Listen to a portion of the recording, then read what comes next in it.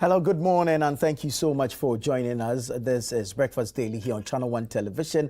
I am Nanatufo Boateng. It's always a pleasure coming your way with the best breakfast on television. We'd like to remind you that the show is interactive, so you can send us your thoughts, your comments, and your contributions. You have the option of sending us a text via WhatsApp. The number is on your screen.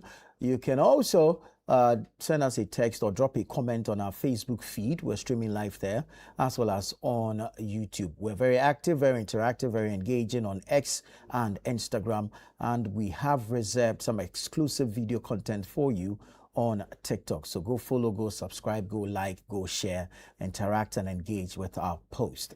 All right, let's see what the weather will look like within the next 18 hours.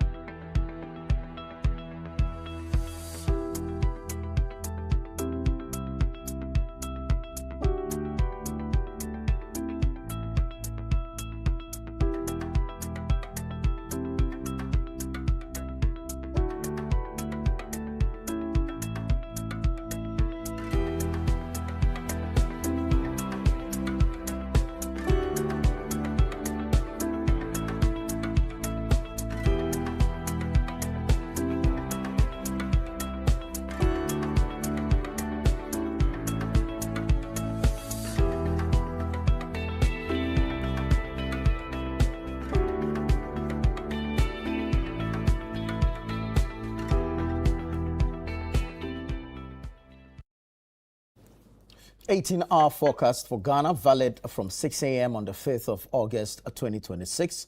And the summary says that mostly cloudy conditions will prevail across southern Ghana this morning, while the northern sector remains partly cloudy. Mist or fog patches are expected over parts of the coast, forest and mountainous areas. A few areas north of the coast and within the middle sector are likely to experience slight rain or drizzle during the morning and afternoon. Now, as the day progresses, a mix of clouds and sunshine is expected across most sectors, with thunderstorms or rain likely over parts of the middle, transition and northern sectors during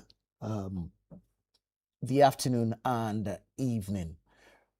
Please note that relatively cool night and early morning temperatures are expected across the country, and the sea is expected to be calm today. All right, so that's your 18-hour forecast, weather forecast for Ghana, valid from 6 a.m. today, the 5th of August 2026. And it's kind courtesy the Ghana Meteorological Agency. We're grateful to the GMET for bringing us the weather updates, valid for the next 18 hours. You can follow them on socials, on Facebook, on Instagram, on WhatsApp, as well as on TikTok. So thank you so much to the Ghana Meteorological Agency. Moving on, we asked for entries to be submitted. We asked that you put pen to paper and write essays, mainly focusing on artificial intelligence and its integration into the basic education, the disadvantages and advantages, and of course, how not to leave students in rural and underserved communities behind. Well, you have submitted your entries. Our examiners are going through those entries, and we are gearing for stage 2 or level 2 of the Literacy Challenge 2026, which is the aptitude test. So from the hundreds of entries received, we'll whittle it down to the top 100, and the top 100 contestants will sit for the second stage of the competition, which is the aptitude test. Bring all your critical thinking to bear at this aptitude test. This will happen at the British Council here in Accra, and it's on the 16th of August. That's Sunday, August 16, and we look forward to all who make it to the first 100 to participate in the aptitude test. So please note that it will happen at the British Council here in Accra on Sunday, August 16 at 12:30 p.m. So please make a date and join us if you make it to the first 100 of the Literacy Challenge 2026. All 100 contestants who make it to the second round will sit for the aptitude test at the British Council here in Accra on Sunday, the 16th of August at 12:30. So we're going into the second phase of the competition. That's level 2, the aptitude test. The top 100 contestants from across Ghana to make it to the next round shall take part in a written aptitude test. If you want more information, kindly call 0205 973 973, 0205 973 973. The Literacy Challenge 2026 is powered by City FM with support from Channel One Television, and it's proudly sponsored by Prospectus Ghana Limited, SIC Insurance, Advocate Publishing, Tema Oil Refinery, and Delhi Group. So we'd like to say thank you so much to Prospectus Ghana Limited. Thank you to SIC Insurance PLC. Thank you to Advocates Publishing. Thank you to Tema Oil Refinery. And thank you to the Delhi Group. We're grateful to you for your sponsorship and, of course, for taking interest in the growth and development of our young students. We appreciate you so much. All right. That said, at the end of the month, and I'm talking about the month of August, we'll bring you the biggest exhibition that showcases Ghana's export potential to the rest of the world. The This Is Ghana exhibition is happening on the 29th and the 30th of August 2026 at the Afua Sutherland Children's Park here in Accra, and it's from 10 a.m. to 5 p.m. each day. So 2-day exhibition for local businesses, local SMEs, startups, indigenous Ghanaian corporate bodies, Ghanaian homegrown businesses. All of you are welcome to register and participate. Come register and exhibit your technology, your innovation, your service, your products, your goods, your wares. Come register. It's simple. Call 0205 973 973, 0205 973 973, or 0558 973 973, 0558 973 973. Call, register, follow up the registration with your payments, secure your spot or your slot, and let's meet on the 29th and the 30th of August 2026 at the Afua Sutherland Children's Park here in Accra, 10 a.m. till 5 p.m. each day, and let's show the rest of the world what Ghana has to offer. All our amazing innovators are welcome. All the wonderful SMEs, all the promising startups, all the local homegrown Ghanaian businesses, you're welcome to participate at the This Is Ghana exhibition 2026. Now, if you're a potential investor, you have some money sitting somewhere, you're looking for what business to invest in, come to the This Is Ghana exhibition, because definitely you're going to, see something of interest that might be worth your while. Now, for our exhibitors, you're welcome to call and register, make payment, and secure your slot. But for our patrons, entry is absolutely free. So to all patrons, the entry is absolutely free. All you got to do is to show up at the Afua Sutherland Children's Park on the 29th and the 30th of August. It's a 2-day event, 2-day exhibition, 2-day fair, 2 amazing days to have the opportunity to experience Ghana in a way unseen, in a way you have never experienced before. We're bringing everything made in Ghana, and it's a marvel how we have advanced with regards to our packaging, our branding, and of course, customer service. So come, you never know, It's where you can actually even take inspiration to start your own business. Perhaps you'll be mulling the idea over time, but haven't had the courage to embark on it. Come hear the story of a Ghanaian entrepreneur.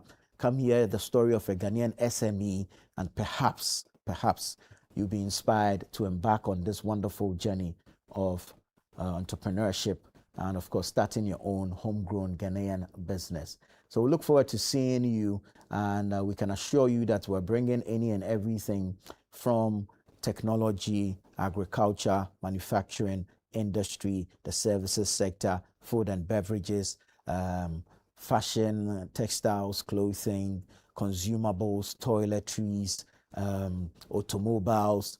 They'll all be there. They'll all be there. So come and let's experience Ghana in a unique and amazing way. We're counting on you to show up at the Afua Sutherland Children's Park on the 29th and the 30th of August 2026.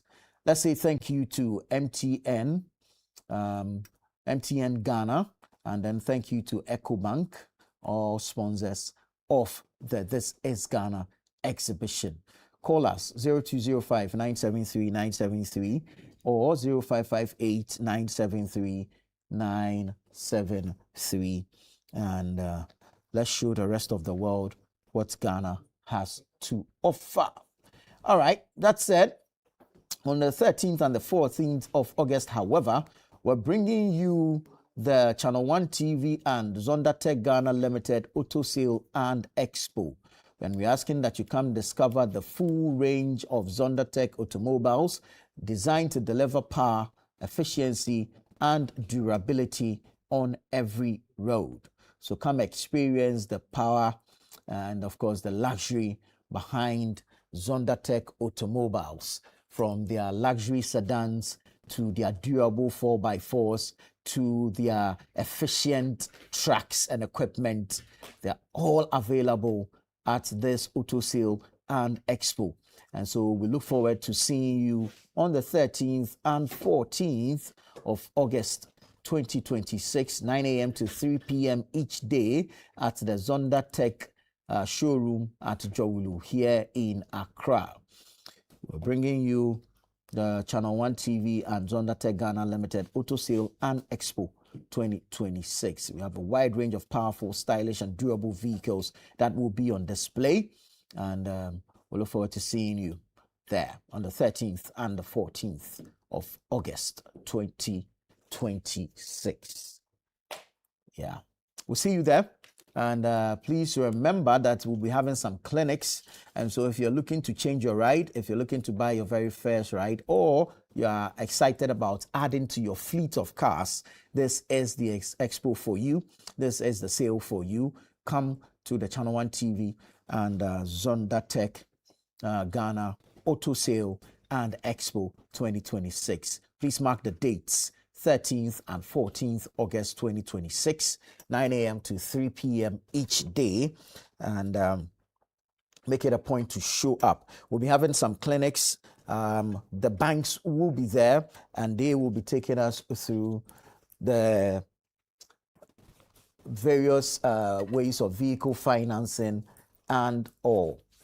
Yeah, so please show up at the Zondatech showroom at Jowulu here in Accra, and together let's explore the wide range of powerful, stylish, luxurious, durable automobiles from Zondatech Ghana Limited. All right, it's time to get into the newspapers, and let's dive straight into it with the Ghanaian Times. That's where we're starting from. Front page says Ghana strengthens UK trade ties as GEPA opens trade house in London to boost exports. GEPA strengthens UK trade ties as GEPA opens trade house in London to boost exports. Who is Edwin Nilante van der Poel? That's a question on the front page of the Ghanaian Times. I believe you get details in the paper. Honor Dr. Omane Boamah through ethical leadership. So this came from speakers at the inaugural lecture, of like maiden lecture in honor of our fallen Ghanaians. 5-year plan needed to promote autism inclusion. That's according to the Ministry of Health. MYDE, Mighty and Christian Council partner to fight cybercrime and drug abuse. So that's the Ministry of Youth and Development. So MYDE and Christian Council partner to fight cybercrime and drug abuse. Ghanaian Times says, the back page says 118 graduates get 750 acres at Pualugu for commercial farming. 118 graduates get 750 acres at Pualugu for commercial farming. And then you have Access Bank and UNFPA deepen partnership to end obstetric fistula. All right, so that's the Ghanaian Times newspaper for today. Let me take you to Daily Guide. Daily Guide says, bribery surge at public offices over 1,000 CD payments hit 9.1%. That's according to the Ghana Statistical Service. Bribery surge at public offices over 1,000 CD payments hit 9.1%. That's according to the Ghana Statistical Service, GSS. 4 arrested for 94,530 cedis gold robbery. Dynamite explosion kills 4 at Abosso. Ministry and DTI to build industry-ready workforce. Ministry and DTI to build industry-ready workforce. AG Ghana Executive Presbytery visits the Gambia. So that's Assemblies of God Ghana Executive Presbytery visits the Gambia. So that's the Daily Guide newspaper. Let's go to Larry Dogbe's The Herald. The Herald says, Stephen Amwa betted 1.44 million cedis on Maslog forensic audit, but Supreme Court and Court of Appeal unconvinced. Year of Roads Apostles demand Mahama spends $300 million on Accra-Kumasi Highway first. Let's reunite certificate with competence. Sam Jonah proposes applied skills faculty to UCC and others. Medical Trust Fund gets 1 million cedis from Bost Energies. Planned maintenance to disrupt water supply for 3 days. Planned maintenance to disrupt water supply for 3 days. So that's the front page of the Herald. Let me take you to the Chronicle. The Chronicle says, government loses 200 million cedis in revenue to keep lorry fares low. Government loses 200 million cedis in revenue to keep lorry fares low. Kojo Oppong-Nkrumah says government must fully brief Parliament on new IMF program. Friends of Rivers urges government to protect road reservations. Youth Ministry and DTI sign 3-year pact to equip the youth with industry skills. On the back page, you have Tree Crops Development Authority announces producer prices for oil palm and rubber. Ghana eyes bigger role for natural gas as Jinapor pushes infrastructure expansion. So that's on the back page of the Chronicle. Let's go for the scripture for today. Lamentations 5:9. Lamentations 5:9. We get our bread at the risk of our lives because of the sword in the wilderness. We get our bread at the risk of our lives because of the sword in the wilderness. Lamentations 5:9. May the Lord add his blessings to the reading of his word. Let's now go to the News Center. The News Center newspaper. ECG's fragile gains. Cut losses in 2025. Deeper deficits amid 34.7 billion Ghana cedis power cost and 22.1 billion cedis revenue. So that's the front page of the News Center. Other stories say public officials demand bribes from 7 in 10 people. That's also according to the GSS report. GBC awards $3.6 million contract without PPA approval. That's according to an audit. Poor pay is eroding media independence. That's Abdul Hai Moomen, a journalist and an author. And then you have sustainability must become a way of life. That's Stephen Blewett, CEO of MTN Ghana. Backpage says Georgina Fiagbenu urges youth mindset shift. And then you have MMFL connects industry players for fintech growth. MMFL connects industry players for fintech growth. So that's the News Center newspaper. Let's do the informer real quick. OSP resumes full anti-corruption drive after landmark Supreme Court ruling. Dr. Sledge and others in focus. Then we have GTEC chases Spew Gabra over doctor title. Apenyo Makin chastises Mahama government, says Ghana not safe in hands. Okay. Baumia can win 2028 on merit, MP declares. Mahama declares economic emancipation, battle for Africa.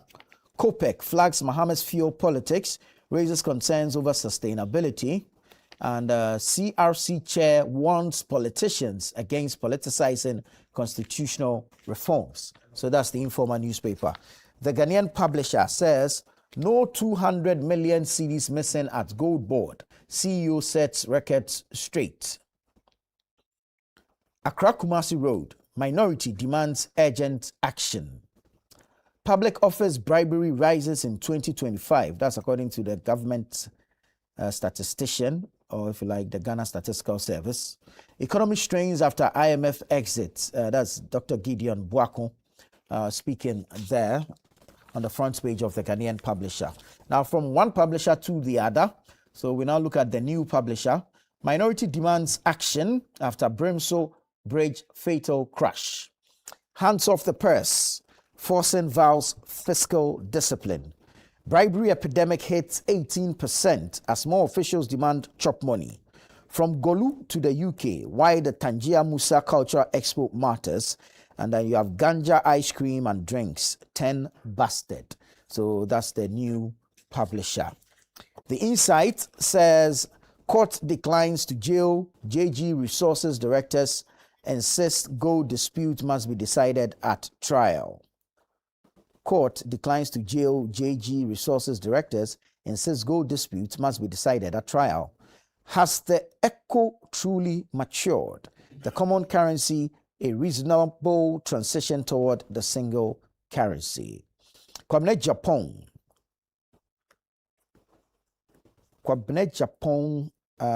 he says Ghana must be re-engineered back to prosperity. Kwabena Japan says Ghana must be re-engineered back to prosperity. Amnesty International, India involved in Gaza genocide over arms exports to Israel.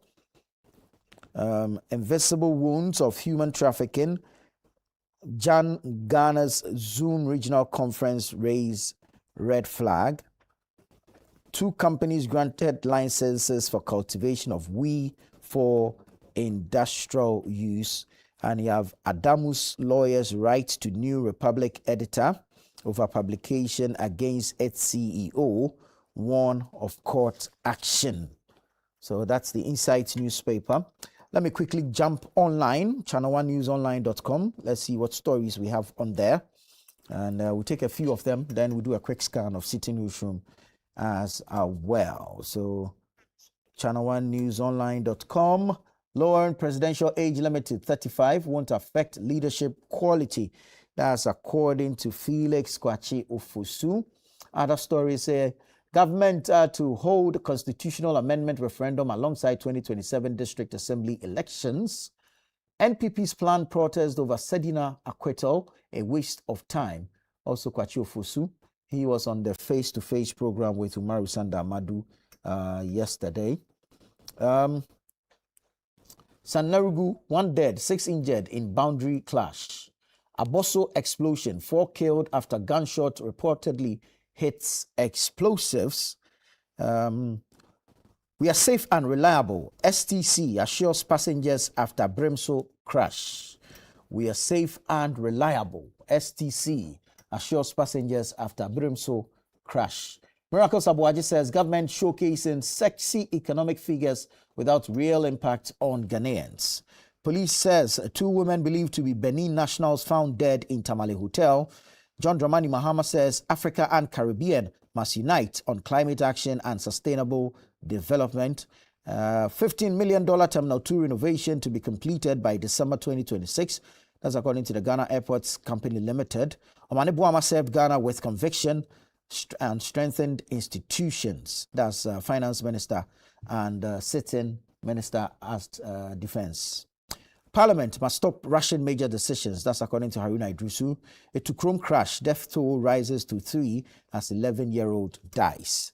So let's see what Channel 1 News Online, citynewsroom.com, I beg your pardon, is saying. Citynewsroom.com. What do we have? Sedina Tamaklo still in prison despite acquittal. That's according to Kwachu Fusu. Asiedun Ketia says scrap and delegate system will increase cost of internal elections. GNCCI, that's the Ghana National Chamber of Commerce and Industry. Timely execution of 24-hour economy key to sustaining recovery. When you go to the Western region, 4 killed, others injured in dynamite explosion at Aboso. Third term debate is NPP propaganda. That's Felix Kwachu Fusu. Lower inflation, stronger cedi, not benefiting Ghanaians. That's Miracle Sabuaje. Save viable firms facing temporary distress. That's the BOG governor telling banks. 2 cedi diesel reduction offers no relief. Miracle Sabuaji again speaking there. Justice must prevail, not retaliation. Sanarigu MP after deadly clash. And when you go to the northern region, 1 killed, 6 injured in Damang, Kuniyili and Nyeshi clash.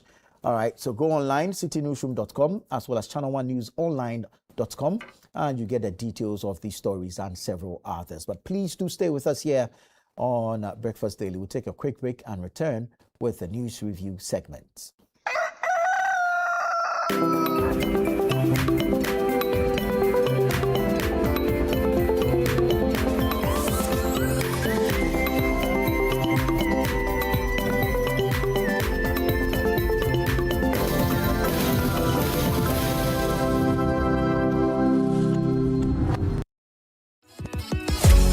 The entries are in and the marking has officially begun. Who will make it to level 2 of the Literacy Challenge 2026? Listen out for randomly selected entries on Branch in the City and the Traffic Avenue on 97.3 City FM and on Breakfast Daily on Channel 1 TV. The top 100 contestants from across Ghana's 16 regions will be announced on Tuesday, 11th August 2026. Next up is level 2, the aptitude test. The top 100 contestants from across Ghana to make it to the next round shall take part in a written aptitude test on Sunday, 16th August 2026 at 12:30 p.m. at the British Council, Accra. Stay tuned, the journey continues. The Literacy Challenge 2026 is powered by City FM with support from Channel 1 TV, and it's proudly sponsored by Prospectus Ghana Limited, SIC Insurance, Advocate Publishing, Tema Oil Refinery, and Delhi Group.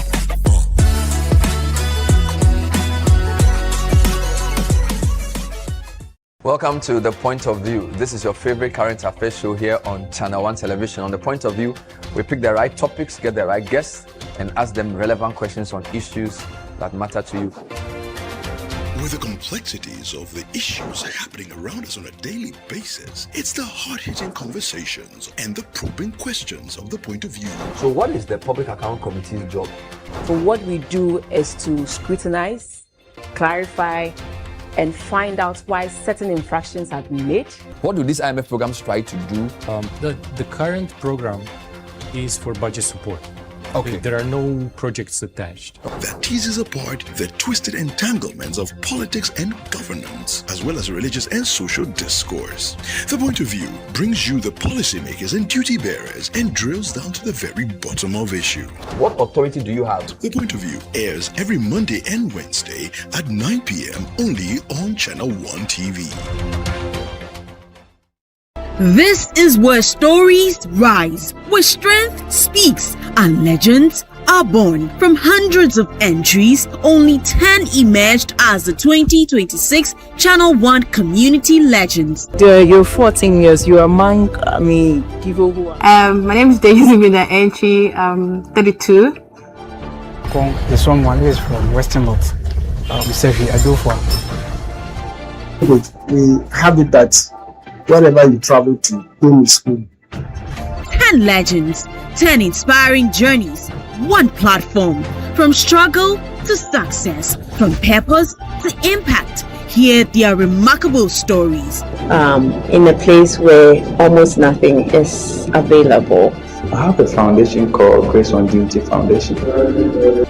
Whatever they are going through is part of the struggle. That should even give them the motivation to learn. Because I'm a game changer wherever I go.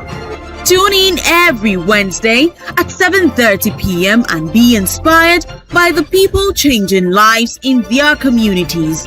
Only on Channel 1 TV. Channel 1 Community Legends. Real people, real impact, real inspiration.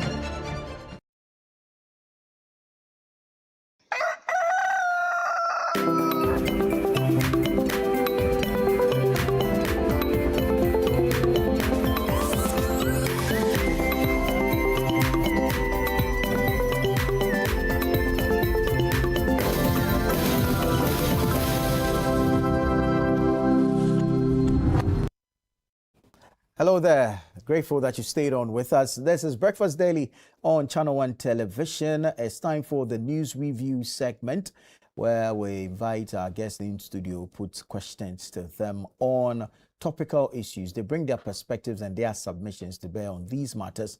And it's always exciting to extend an invitation to you to also send in your thoughts, your comments and contributions to these matters. Let us know what you make of the issues we're discussing, as well as the perspectives from our guests. All right. You can do so via WhatsApp. Send us a text. The number is on your screens. Alternatively, go on Facebook or on YouTube where we're streaming live and drop a comment there. We'll do our best to read it out on the show. This morning, we have a number of issues to chew on.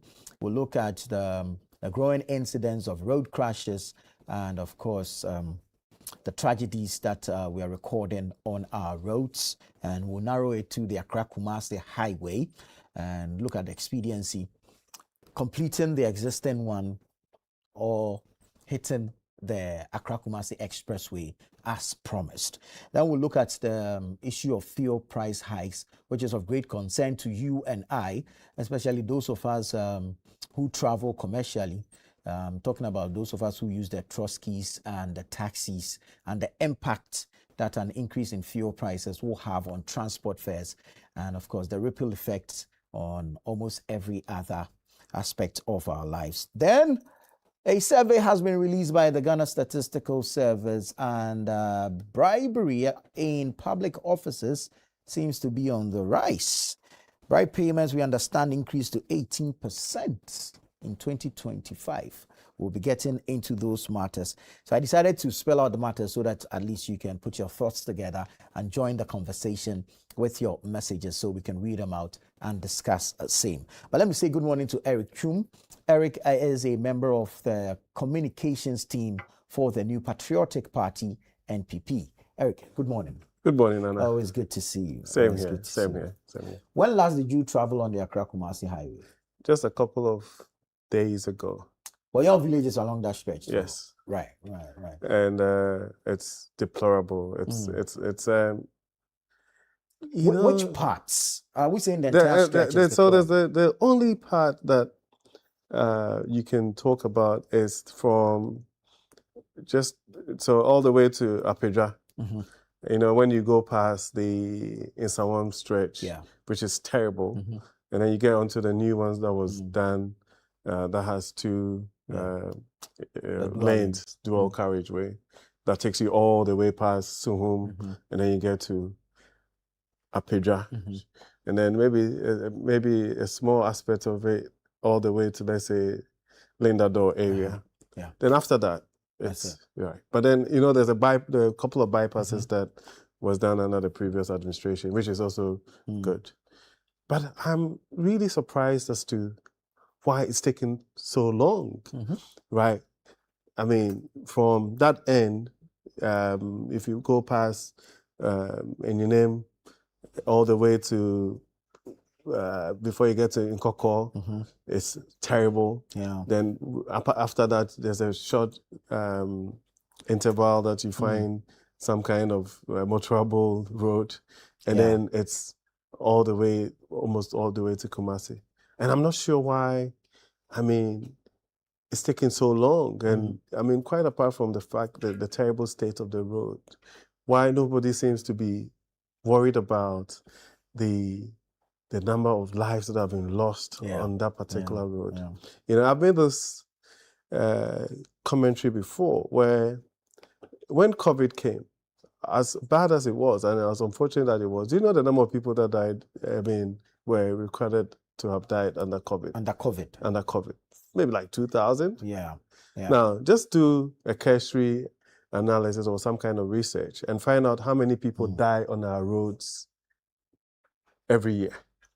And so if you look at it from that perspective and you look at the amount of money and resources and a kind of education and advocacy and all the resources and everything that went into that, and everybody seems to look the other way when it comes to in safety. 2025 alone, there were 14,743 road crashes and 2,949 people were killed. Exactly. Yeah. More than was the number of people that died during COVID. And just look at even its impact on our economy in terms of what we did to try and forestall it and stem. First quarter of 2026, 1,109 dead. It's ridiculous. It makes no sense. And apart from that, I mean, I know it might sound like a criticism of even the road safety people and then even the police to a certain degree.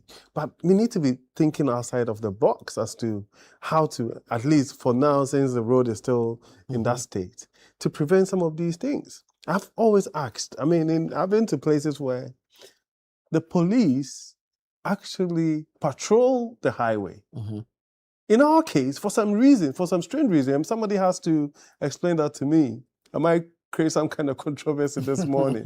In our case, you have probably, you can count 12, 15 police stops on the highway till date.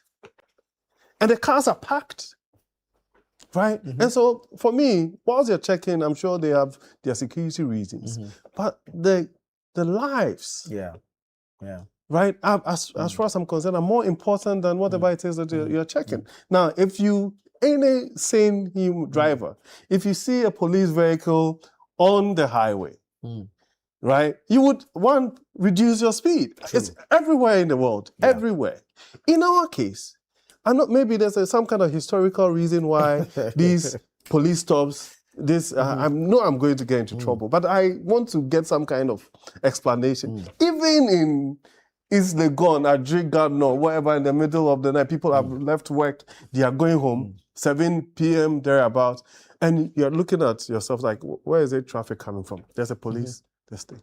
You understand? On the highways, there are police stops everywhere. We just came back we went through from Togakope all the way through the Volta to Dambai, crossed the river, I've toured the country in the last few days, right? And you find them there. And just after the people get to the barrier, they now start speeding and overtaking. The Accra Kumasi Road, anybody that drives on that road will tell you that sometimes you don't even know which lane you're on because you see the VIP coming from this way, you see these little cars called Voxies. They are even the worst. They're crazy. You understand? Then you find private vehicles and everything. So the entire road is a total nightmare, right? And so if anybody travels on that road and they come back home, I mean, you have to give thanks to God, but something has to give. And even when it comes to government, right?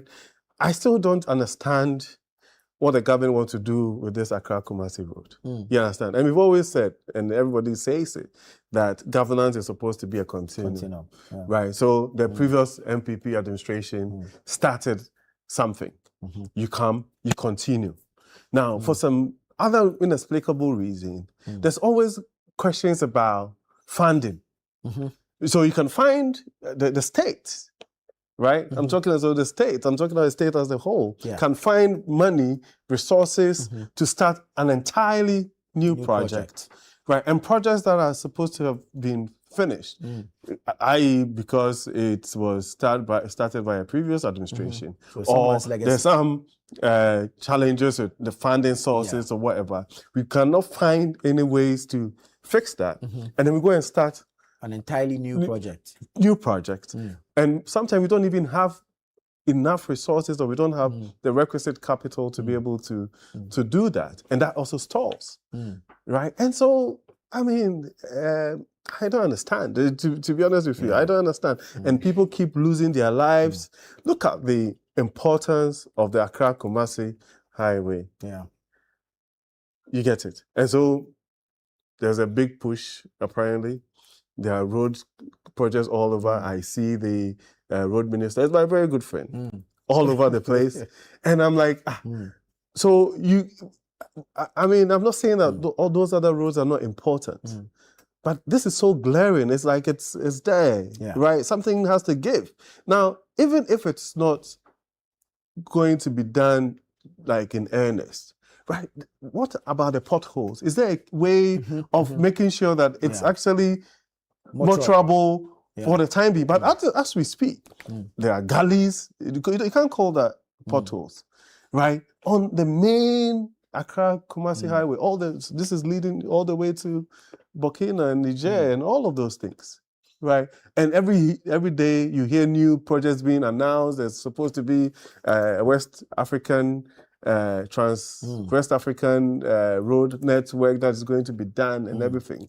And these ones are killing our people, right? So for me, I'm sure that somebody has to take responsibility. I've seen a statement coming from the minority in Parliament, at the MPP side, talking about government finding resources and doing anything possible to have this road fixed. But my point is that, can't you have some kind of temporary arrangement so that even the way the road is now can be more trouble? That don't spend 8 hours, 9 hours on the road to Kumasi. Last time we were in Kumasi, just coming from the Konongo side, another bypass had been, that's what I'm saying. Nobody's gone back to it, right? So people are now resorting to all sorts of maneuvering to be able to bypass it, right? Now, so from Konongo, just before you enter Konongo, just to pass through that small stretch, I'm sure it's like a 3-kilometer stretch, can take you 3-4 hours. People going to Kumasi, people coming to Accra. I mean, how do we allow this thing to happen? The impact on our economy, productivity, all of these things. And apart from that, the people paying the ultimate price by losing their lives. It's I struggle to understand why that road is still not complete after how many years. And as you see, sometimes I think we don't get our priorities right as a people. If we look at the economic value that stretch presents to Ghana, that's on one end. And you see, these figures that we are mentioning now are not just figures. These are lives cut short. These are families thrown into desperation. And so if we get our priorities right, I don't think government over the years should have, left that road in the state that it is. You see, the road is like a major factor. But I also want our mindset, the way people drive. Right? And some of the people, the corporates, I don't want to ruin anybody's brand, but sometimes these are people that you think should know better. Right? And if you take a cursory look, you realize that the kind of vehicles that get involved in this accident are essentially the same. You understand? I'm not almost always the same. Right. So it should tell you something. Now, I've said it somewhere. I used to use my own resources to run road safety campaigns, right? And I got into trouble by saying that you live in a country where we allow, right, cargo vehicles, these Mercedes Sprinters, which are cargo cars, essentially, Yeah. that have been used for 20 years somewhere. You bring it into your country, you use all sort of appropriate technology to put seats in them, right? And then you allow your people to sit in it as transportation, right? It is not built for that. Yeah. So immediately it hits something, everybody in there will die. Because that's not what it's built for. It's a cargo vehicle, right? Now, there's no seat belts. The how it's bolted down and what do you call it? How it's welded and all of that actually becomes like a weapon to actually distract whilst there's some kind of impact. I'm sure people will say, "Oh, it's your livelihood. We've been doing this for a long time," and all of that. But at what point should public policy be a way of ensuring that, okay, if people want to do private transportation, bring in purposely build passenger vehicles. When you bring in a cargo vehicle, we don't give you an opportunity to do any kind of variation, right? If you bring a Voxy, I've heard the argument. I heard the argument. If you bring in a Voxy, it's supposed to be like a small saloon kind of vehicle, or to have 2-3 people in it. It doesn't become a long distance transportation vehicle. Yeah. You understand? And you have to be strict about it. You bring accidented vehicles. And that's what I'm saying. Today we might get into trouble, but people are dying. Yeah. So accident vehicles that have been impacted and all of that, the airbag system is gone and everything. By dint of how poor we are as a people or our mindset, we allow these cars to come into this country. We find ways of putting them back together. But do you understand that the moment you do that, the integrity of that particular is gone, it's compromised. Yeah. Do you understand? So there's so many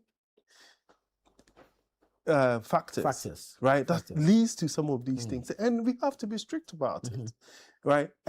But you don't seem to have the support of the political will to do that, and the people who are, as it were, benefiting from that at this particular point would resist. Do you understand what I'm saying? But that is the truth.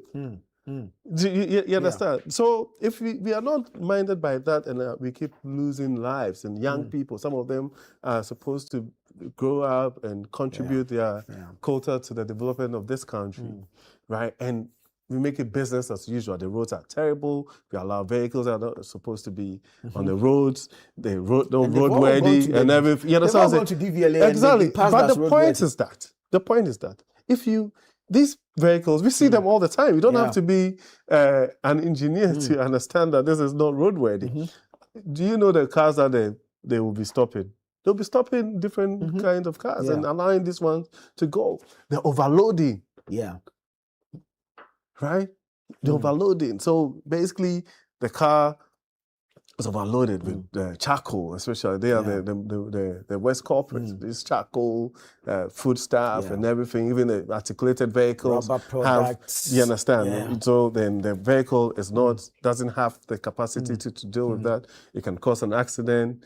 The car would malfunction. So there are all of these things, right? So the key players in that particular space, in the road safety sector, the police, the MTTD, and all of those things, even the Ghana Highways Authority and everything, should find ways of, working together to stem this thing, right? So it's not just the poor state of the roads, but the indiscipline on the roads as well. This is part of it. Do you understand what I'm saying? So now the poor roads are killing our people.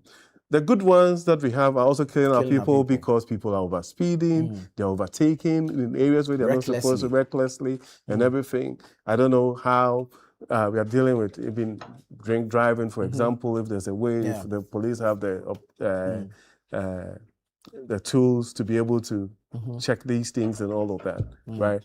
And we keep going on the same issues over and over again. Look at the number of people that we lost in 2025. Yeah. It's sad. It's sad. And we need to. This morning, I don't want to land in trouble, so you let me just. No, but I think that maybe after this conversation, you should speak to the police PR. Yeah. And in this day and age, in 2026, I want to understand. I get some parts of the country and everything. I get that, close to the border and everything. But on the highway, if they can be a bit more proactive, instead of, especially in areas, like this is like and it happens in the same spots. The same spots. Do you understand what I'm saying? So are we able to have the patrol, for example, lead the convoy, so to speak, from that point to a certain point where it's safer? You understand? Because it's happened. I mean, I lived in places where you're even going to a tunnel and there's a lead vehicle because they don't want anybody to, you understand? And it's a police. I mean, unless, of course, you're crazy. You see a police vehicle with a whatever. You're not going to go and you are going to overtake it. No. Right? And so that minimize the blocking and then be, at least for time being, until the road is fixed, right? The focus should be on saving lives rather than this routine stop that they are, and sometimes you don't even know exactly what they're checking, right? Yeah. So that at least when that is done and the road is good, you can do your stops. Very well. Let's say good morning to Julius Kwame Anthony. He is a member of the NDC's communications team. Charlie, morning. Morning. How are you doing? Pleasure to be here. Very well. Very. It's good to have you. Looking good. I'm taking after usual. You. This is your jacket, Charlie. The man is in a double-breasted jacket. Senior. Anyways, Julius, welcome. We're looking at the issue of tragedies, increasing tragedies on our roads, the Accra Kumasi highway especially. We're looking at it from various angles. Okay, how to reduce the carnage on our roads vis-a-vis the completion of the road, and then this promise of the Accra Kumasi Expressway. So, quick thoughts on this. I think I am completely in tandem with what my senior brother said on this issue. We are dealing with a menace that is taking lives, in fact, disproportionately compared to some of even the top killer diseases. You understand me? Our road carnage situation is taking lives disproportionately compared to some of even the top killer diseases. And so it is a pandemic. If we would be honest with ourselves, the situation that we have on our roads. And of course, I understand the concerns and the responsibility that is on government to deal with that. I am, in fact, extremely very glad that on these particular matters, we do not jump into the arena of politics. True. And the arena of pointing fingers to each other on it. Because anybody at all is at risk of the situation we are facing. If you would pay attention to what my brother was saying earlier, he analyzed multiple factors. First, the deplorable nature of the road itself, which places a responsibility on the state to deal with it. And then second, attitudes of us, the individuals who drive on the road. And the reason why it is important, and there's also the state of the vehicles that ply the road itself. Precisely, which also goes back to state responsibility, because some of those vehicles are not supposed to be on the road. It is a duty of the state to ensure that those vehicles are not on the road. Overspeeding is a duty of the state to ensure that there are mechanisms in place that inhibit those habits. And I am completely on the same page with him. That we owe that collective responsibility, both as the state and the individuals, to deal with these matters.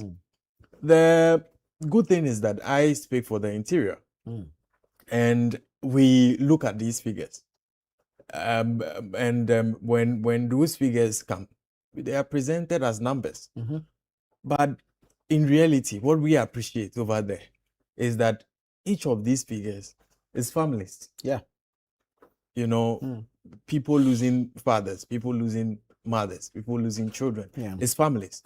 And that is why we need to take steps as quickly as possible to curb them. What are some of the things we are doing?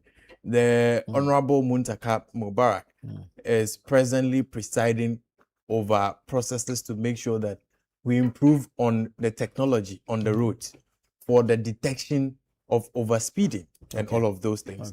And the implementation we will be seeing very soon, so that there is automation in actually regulating speeding on our roads all across the country. If you speak to the MTTD, they have the details on the implementation outline for that.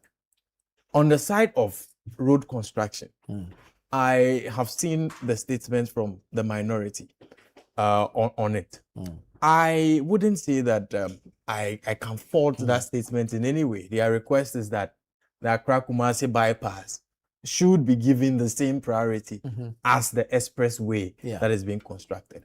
I can agree with them that if the two go hand in hand, then we would be able to achieve our broader purpose. At the end of the day, we want to open up transportation between Accra and Kumasi, which is, our two most important cities in the country, which is the reason for President Mohammed's expressway. It is to, in fact, improve our economic conditions. In the meantime, we have a situation on the Accra-Kumasi road as we have it. And so I do not fault their statement in any way. But what needs to be understood is that the president's agenda has at no point in time abandoned the Accra-Kumasi road and its expansion and the bypasses that need to be constructed. It has at no point, it hasn't been abandoned. There's nothing happening. The president's agenda has at no point abandoned it. But it currently is there's nothing happening. The multiple factors contribute to works going on. If you observe the roads minister, recently he has been all over the country inspecting some of the activities of contracts that have been awarded to individuals to undertake some of these road construction projects. I am sure that his observations are well documented for all of us to see. And so when these matters come up, the proper thing for us to be doing is to be looking at which factors are contributing to those delays. It is easy. And I say, in fact, when they were in government, I would easily say the buck stops with you. And so I appreciate it when they also tell us that the buck stops with us. That we should take. That's what it is. Of course, that is what it is. That's what I say. The buck stops with us, so we must take responsibility. And as I said, these issues have to do with family. So I'm not going to go into the arena of politics. But we must also appreciate the facts as they are. The issues that the minister, exposes for all of us to see will tell you that multiple factors contribute to the pace at which road construction goes. And it is not always the case that the duty bearer has abandoned his duty. You have a situation of contractors, sometimes they've been awarded contract 5 years. And it's going on. The minister has to go there himself and realize that. So as we analyze all these issues in light of individual conduct, in light of state responsibility, we must also look at these individuals who are responsible for construction works. Those the state gives the privilege to. It's a privilege. If the state gives you a responsibility to undertake infrastructure development with the state, we must look at that aspect as well. That is why I'm saying that I fault their statement in no way. I appreciate the concern they are also raising. These issues concerns families. And so we should not go into the arena of politics where I will go and say that, oh, but you two, when you were there, you did this. You did that. If we do that, in fact, we don't even encourage that. If we do that, we would be exacerbating the hurt feelings of the families who have just lost people. That is why I as much as possible, I think that we should avoid that and then go on to state responsibility. We accept it. It is our responsibility. In accepting that responsibility, would you agree that successive governments over the years have failed Ghanaians? Completely. Owing to the importance of that particular stretch. Completely. Which is why you see, when you see topmost on President Mohammed's agenda is road construction. One of our leading flagship policies is the big push. Everybody in Ghana knows this. And despite our restraint when it comes to our expenditure aspect, to ensure that we are fiscally disciplined and all, you'd observe that when it comes to the area of road construction, the government is investing heavily. That should tell you where the priority is. The priority is in dealing with our road situation. Nobody in Ghana today can deny that topmost on President Mohammed's agenda is improving our road infrastructure. I had the privilege to speak for the National Democratic Congress as the spokesperson on its youth policies in the lead up to the 2024 election. If you rewind, one of the issues I emphasized was road, especially the Temamoto Way, for example. It's one of the issues I emphasized, the situation at that time, the carnage that is going on. Today, we can see rapid work going on there. Despite that fact, it is not yet completed. I mean, it shouldn't happen. But just put this in the realm of imagination. In any unfortunate event that anything occurs on that road, would it really be acceptable reasoning for one to say that it is because government is not doing its job on that road? Because the situation is already terrible. The question we must ask is if the state is presently doing something, and anyone who is following the big push, the works of the roads minister, the emphasis and focus of President John Dramani Mahama and the commitment of his finance minister to make sure that these road projects are well funded, would agree with us that we are doing the best we can to improve our road infrastructure. The situation on the Kumasi road is just unfortunate, and I think that we must all sympathize. And I would want to take the opportunity to send my sympathies and condolences to families who have lost their loved ones on those roads. And we must all accept collectively as the state that we have failed over the years on these matters. I think that wraps up the matter for me. Right. Very well. Eric, I think one thing we have failed to do as a country is to do, if like, go into scientific analysis of what really the cause is. And I'm saying this because we know the flashpoints. We know if like the accident-prone areas on our major roads. You recall that Accra Cape Coast, the popular 16 curves, we saw that and we began a public awareness campaign on that. So what is really happening on the Accra Kumasi highway? Have we spent time to really investigate the matter? Point is that a lot of, I'm trying to restrain myself. So there's an engineering challenge. There's a challenge with engineering. There's a challenge even with the quality of roads. You understand? So it's constructed all right. Now, the reason why we would have challenges with roads in this country, every government has constructed roads. President Kufuor constructed 32,000 kilometers of roads in this country. President Kufuor more from Rawlings administration, Mills, Mahama, and all of that. Yet, we don't have good roads. You know why? Because the quality is rubbish.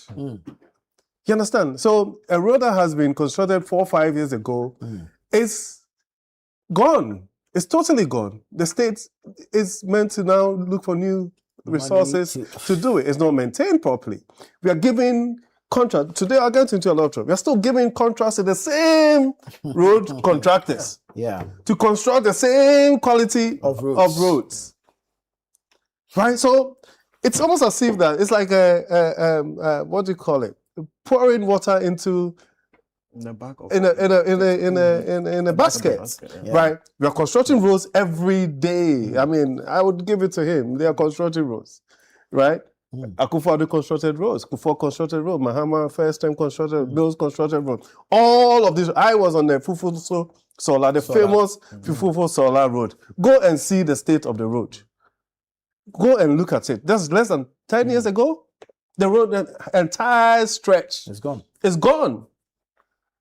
Right? So what it means is that in the next 2-3 years, we need to find money to construct that road again because some portions are gone. I was on the Solar to Wa. Right? That's 90. Solar to Wa. It's 90 kilometers. Do you know how long it takes? 2 hours, 45 minutes in a Land Cruiser. 90 kilometers. 90 kilometers. Right? And so, and I'm like, okay, we've done all of these roads.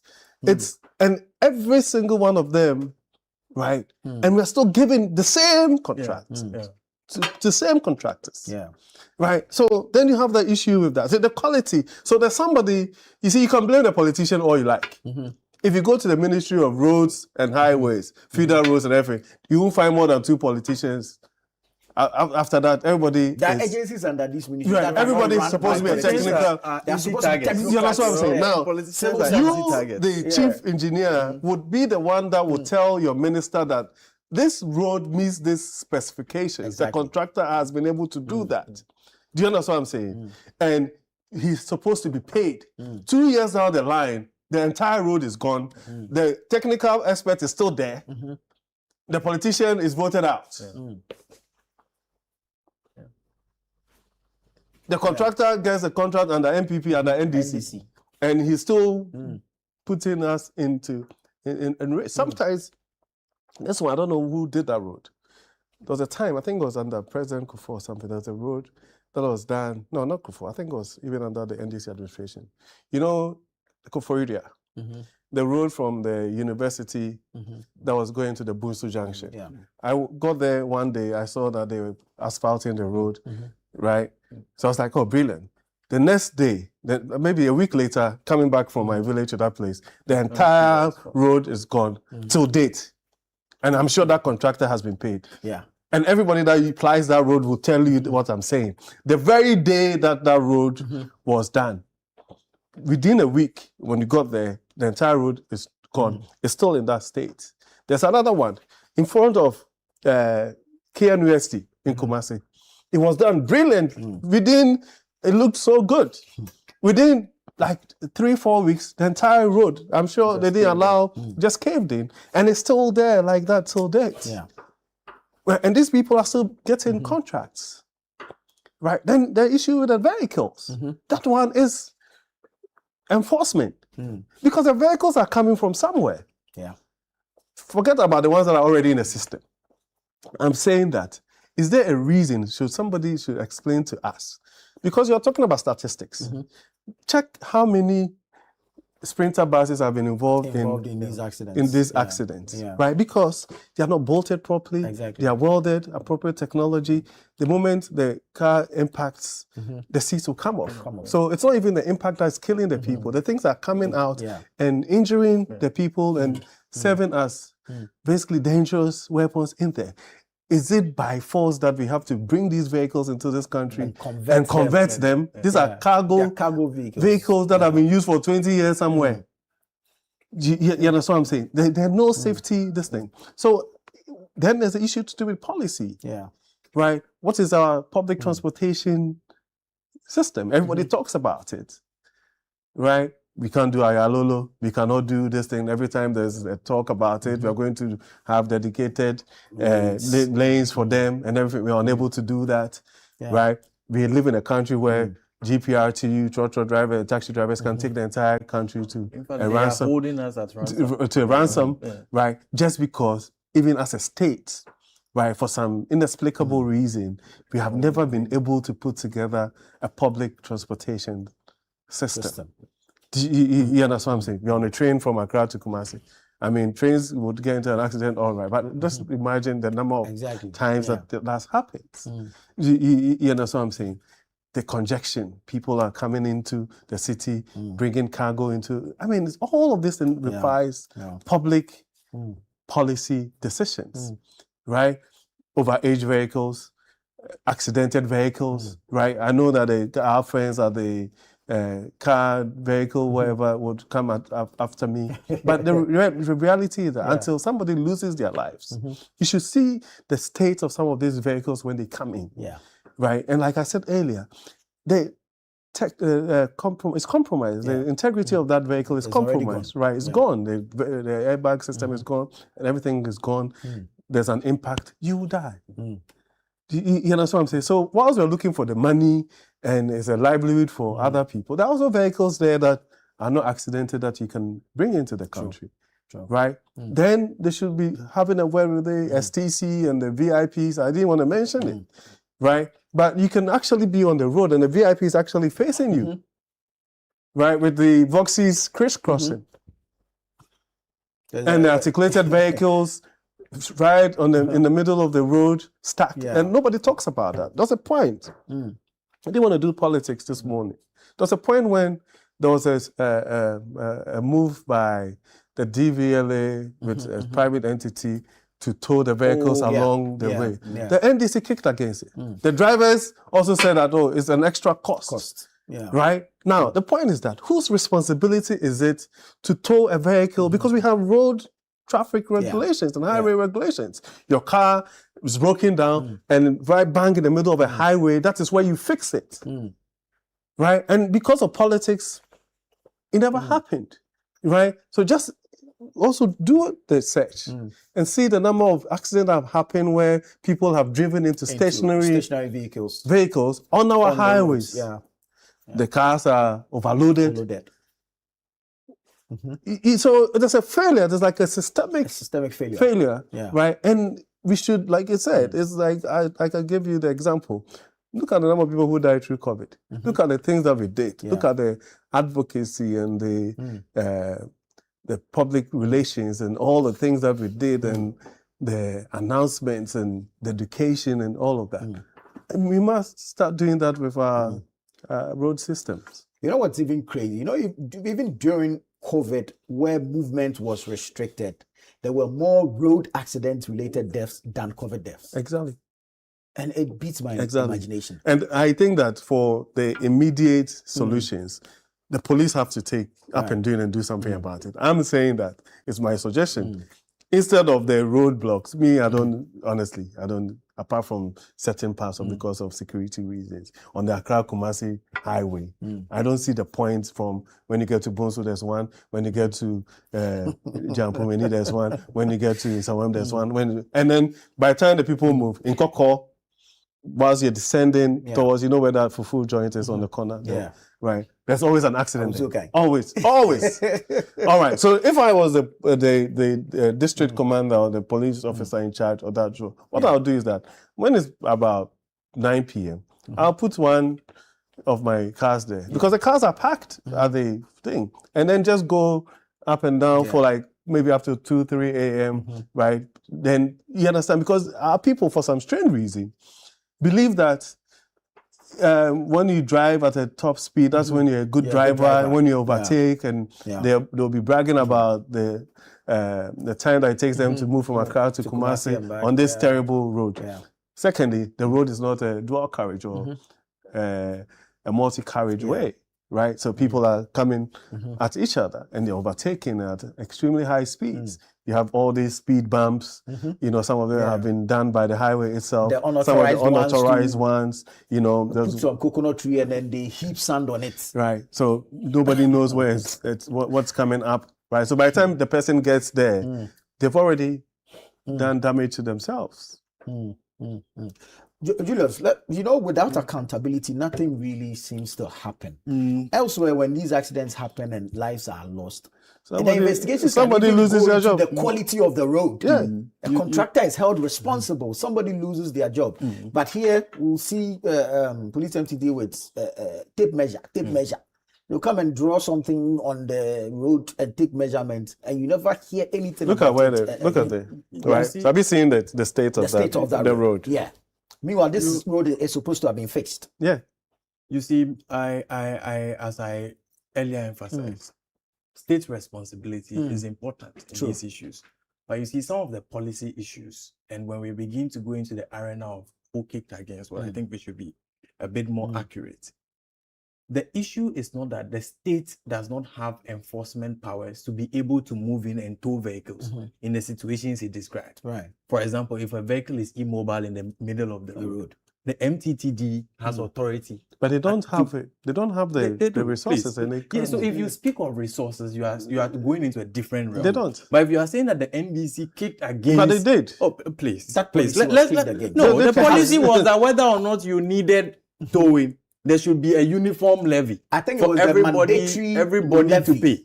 That was the challenge. And definitely you would expect that there will be some resistance if you are expecting that everybody should pay whether or not they need the service. Perhaps that is what was been revised to make a sports. No, but how do you know that your car will break down? No, you can't. You understand, and you cannot pay instantly. The regulation can make compulsory spot finding. Anyone whose vehicle needs to be towed in an emergency can be made to pay. Why do you want to bring a uniform levy and put on everybody? You see, some of the policy measures, when you bring them, the impression you send to the ordinary Ghanaian is that you are creating another avenue to simply tax them. They want to see the correspondence between the levy you are putting on them and the service you said you are going to render to them. You are saying that we should have a situation where there should be a uniform levy on everybody. whether or not you need the service in the year. Everybody needs a service. It's like insurance. Please. Right? Please. You are saying that there should be a uniform levy on everybody, whether or not you need the service. I understand that there is an overarching objective on the state to protect all of us. Yeah. And the state must take that duty, whether or not we immediately feel that we need that protection. That is different from a situation where you are imposing a levy where people are questioning. This is the number of us on the road. How often do we have vehicles being stuck on the road? Oh, very Why often. don't you, please? Yes, I'm coming up. Very often, as a relation to the total number of road users. Because you are taking the money from the total number of road users. Right. So the total number of road users begin to question. Why don't we rather have a regime where the person whose vehicle is towed, the state has the authority to surcharge the person and take the money from the person, rather than the uniform taxation that you want to impose on all of us? You see, when we want to tax the people, we must in one way or the other justify the taxes. True. I agree. Those of us who seek to govern, we must in one way or the other justify the taxes we seek to impose on the people. And there is no way in Ghana where you will propose a tax where the people cannot see the justification and they will not raise issues. It was not the NDC. It was not the NDC that raised issues with that levy you wanted to impose. It was road users.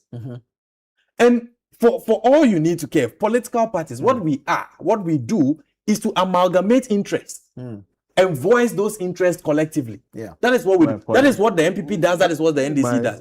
So at the time, could it have been looked at from the point of view that your vehicle may not break down, but there is a tendency of that you you driving would be into a broken down vehicle? Precisely. That is why, if you want to achieve that objective, does the proposition of the road users, which view was amalgamated and also promoted by the NDC, there's a proposition by them that the rule should rather be that the state should exercise its authority within 30 minutes to compulsorily remove the vehicle and surcharge the person. Does it also not deal with the collective protection you are advancing? It deals with it. So when it comes to matters of levies and all of those things, Eric, the public would always have a view on whether or not they feel that the levy, which is essentially a tax, is justified. Right. So when you blame that policy position for the situation we have there, I don't think the position is correct.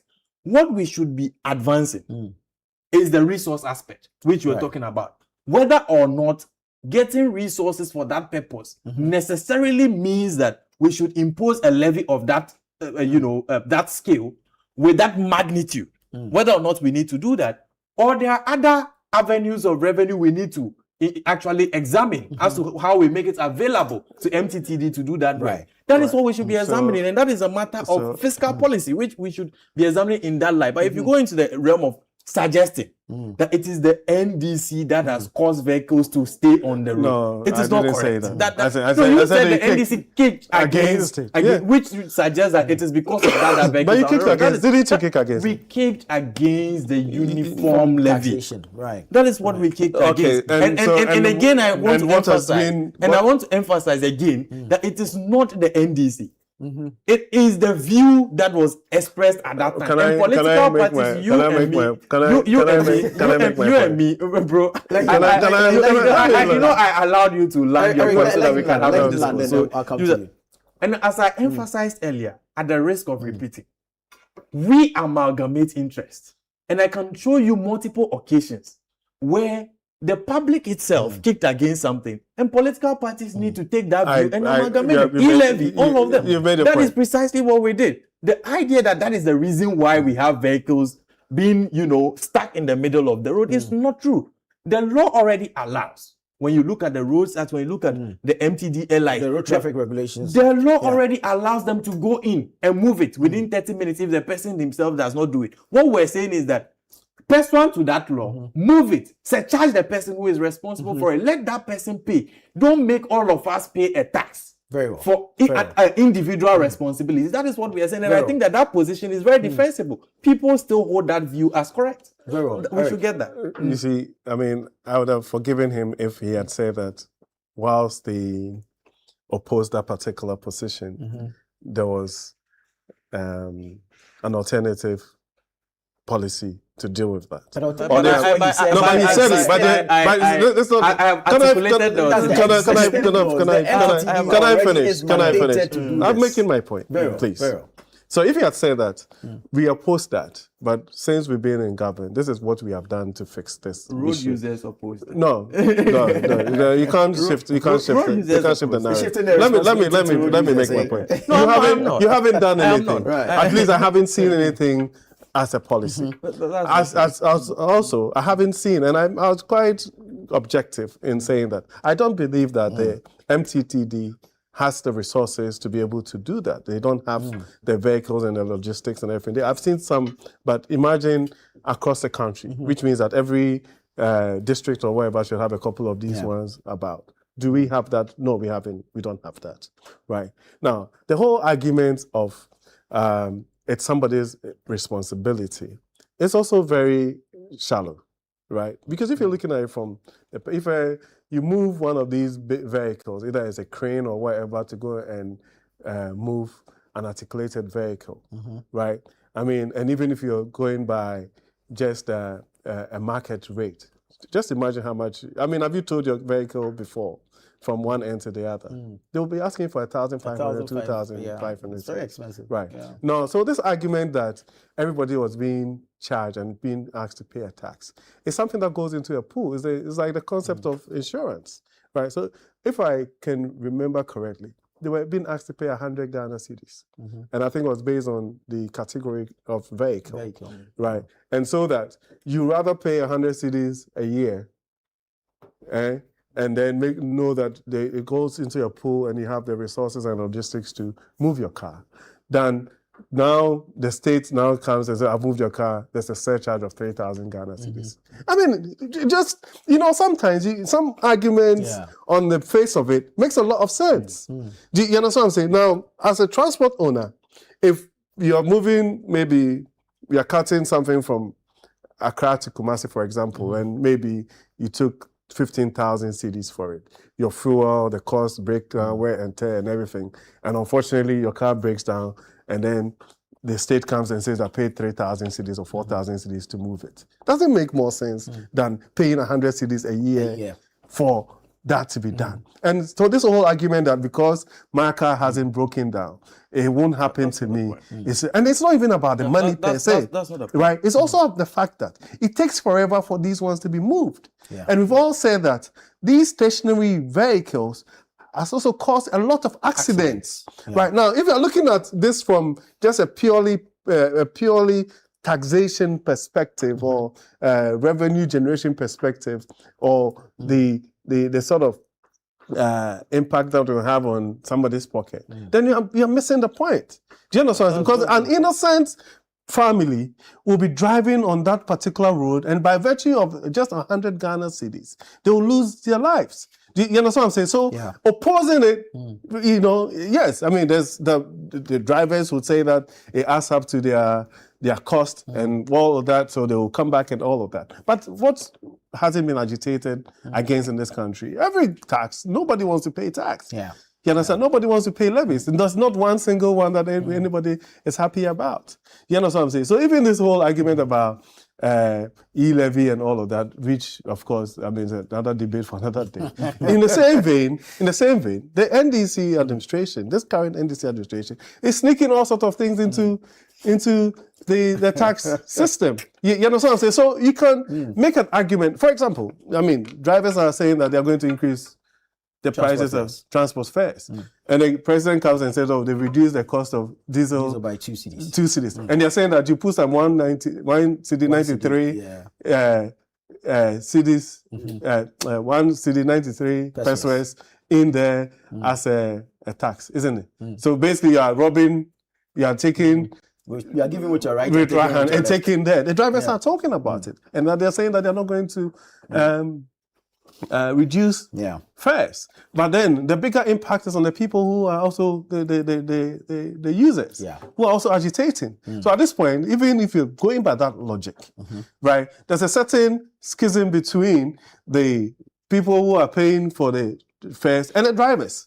So if you truly, well and truly, you are speaking for the people, which of these people are you going to speak for? Are you going to speak for the drivers who have a case, or the commuters, the people who are also going? So sometimes when it comes to some of these conversations, yes, I mean, on a cursory look, it looks like a brilliant idea. But the reality is that we are thinking about how to forestall these things. Right? Now, let's go best practices.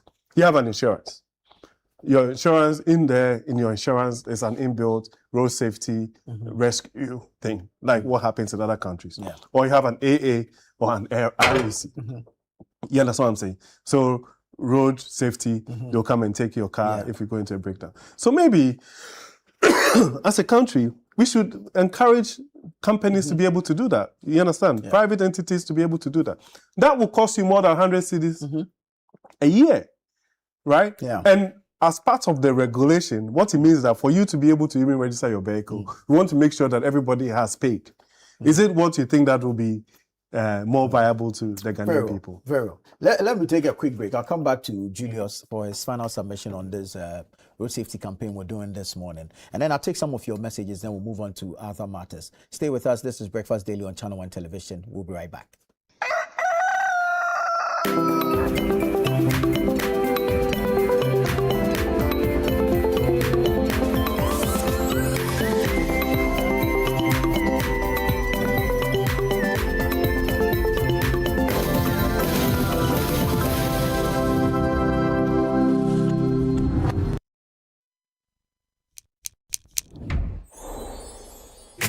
Verna is clean, fresh and safe. I'm holding my Verna bottle. No plastic seal, no worries. Open and hear the sound like click, click. That sound means it's fresh, no trick. No plastic seal, but it's still pure. Cool and clean, you can be sure. Verna leads the brighter way. What takes my doubt away? If it clicks, it's Verna. If it clicks, it's clean. Sip it, feel the difference. Verna water, pure and green. Click, open, sip. Click, open, sip. Chalet Verna. No stress, just sip.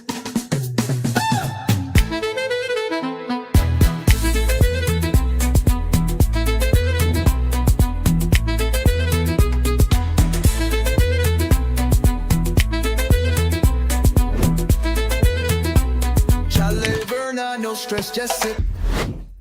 This advert is FDA approved.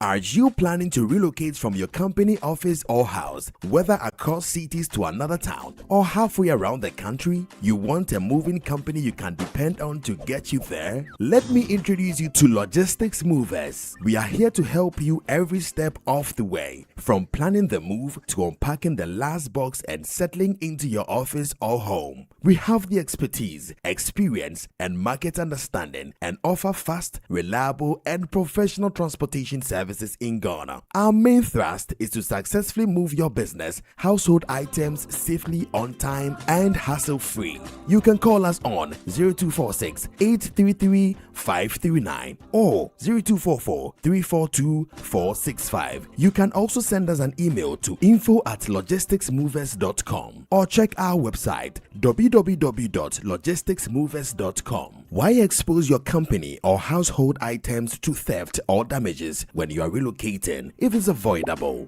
Logistics Movers, we help you relocate.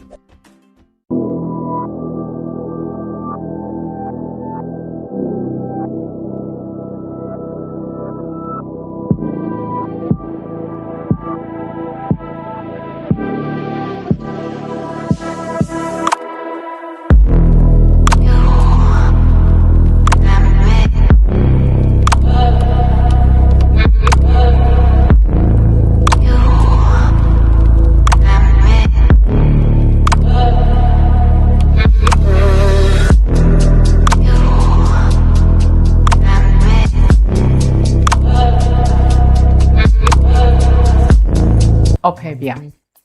Junior Bento is a young man who runs his father's company. Very successful. Just so you know. Yes. Just yes. Yes, as a question. The young man runs his father's company. So must everything be spelled out too? Opebia, opportunity comes but once. Mr. Benson Jr., with my lovely family. My wife, Mrs. Blanson, my children, Opebia and Kobe.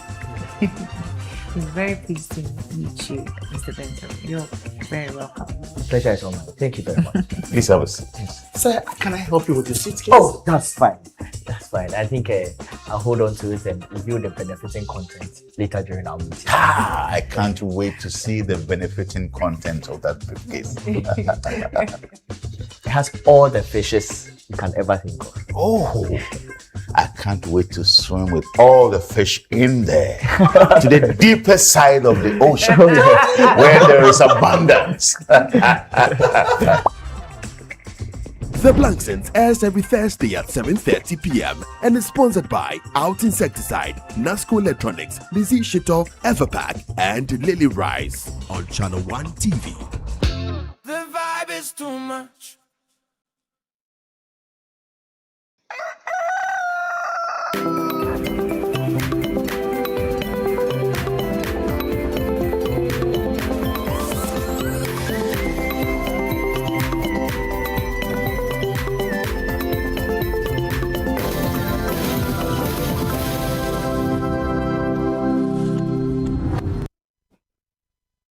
For staying with us. This is Breakfast Daily on Channel 1 TV. We're having the news review segment.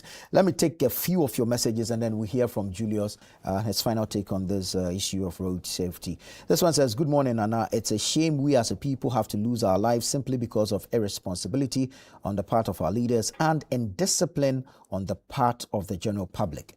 The Pamprum Road at Kanishi doesn't have road markings and the Kwashiman traffic light has been off for God knows how long. This is Alankwe Papa from Jalov Kwashiman. This one says to for good morning. This Kanka road accidents on Accra Kumasi is killing us too much. The roads ministry should do something. This is Asante Yao Nicholas from Amasaman. Good submission by Julius. Please tell the roads minister to remember Bosome roads. I am Al Hassan at Anhiaso. There's one here that says, good morning. The roads, Takrade Takwa is done perfectly, but they have their haulage mighty trucks carrying manganese on the same road. And Nkrumah wasn't a swine to construct rail to carry these minerals. That's Loxin from Takrade. There's one here that says, good morning to you, your panelists and your cherished viewers. I'm very happy that you're discussing about the deplorable state of the Accra Kumasi Road. My brother, the road is terrible, particularly a stretch from Dadiesu to Asankare Police Barrier. There are a lot of manholes and potholes along the stretch of the road. I can strongly tell you that each and every day an accident happens along that stretch. Another road user along that stretch with their cars. Okay, so he's given us an information real time that suggests that someone on the stretch has just burst their tire. So we should let the authorities know about the deplorable state of the road. So this is Richard. He says this is the Dadiesu to Asankare Police Barrier. Somebody has burst their tire there. So MTTD, if anyone is watching, let's go to his rescue at this point. Very well. Julius, yeah, back to you. Yeah, you see, the arguments my brother is making is the reason why communism fails everywhere in the world. And I am going to demonstrate that in my subsequent takes. This issue about why the public and then that view also expressed by the NDC kicked against this uniform levy they wanted to put for towing vehicles does not work. The reason is because it was at the time seen more like a revenue measure by the state than responding to the carnage on the road. That is towing vehicles that become immobile in the middle of the road. The reason is because the people were at the time comparing their situation, even when it came to sanitation. We all agreed that the people should pay sanitation levy and the state will clear the rubbish. Can we, in all honesty and in good faith, say that the state has succeeded? You've told the people, abandon your agency. you are now part of an insurance of a sort because you've paid sanitation levy. We will come and clear it. You play no role. We just gather it and people will come and Zoom Lion will come and take it. Can we, in good faith, say that that has succeeded? The people were at the time comparing it to that and saying that if you are saying I should pay a levy when my vehicle becomes immobile on the road, I should lack agency. Right. I should have no role to play. Because now the responsibility has shifted from you to completely. The state. The state will come and move it. And the people are comparing it with the sanitation situation and saying, no, we want to retain our agency. We should be able to move it ourselves. If we don't move it, the law says that you, the state, you have 30 minutes. If we don't move it, then come in and surcharge us to pay. In both of these things, the reason I'm saying that this is why communism fails is because it puts agency on only the state to act and tells the individual, go and sleep. Do you know what will happen if we had allowed that regime? If my vehicle becomes immobile on the road, I'll simply save myself, get out of the vehicle, and I'll go and sleep at home.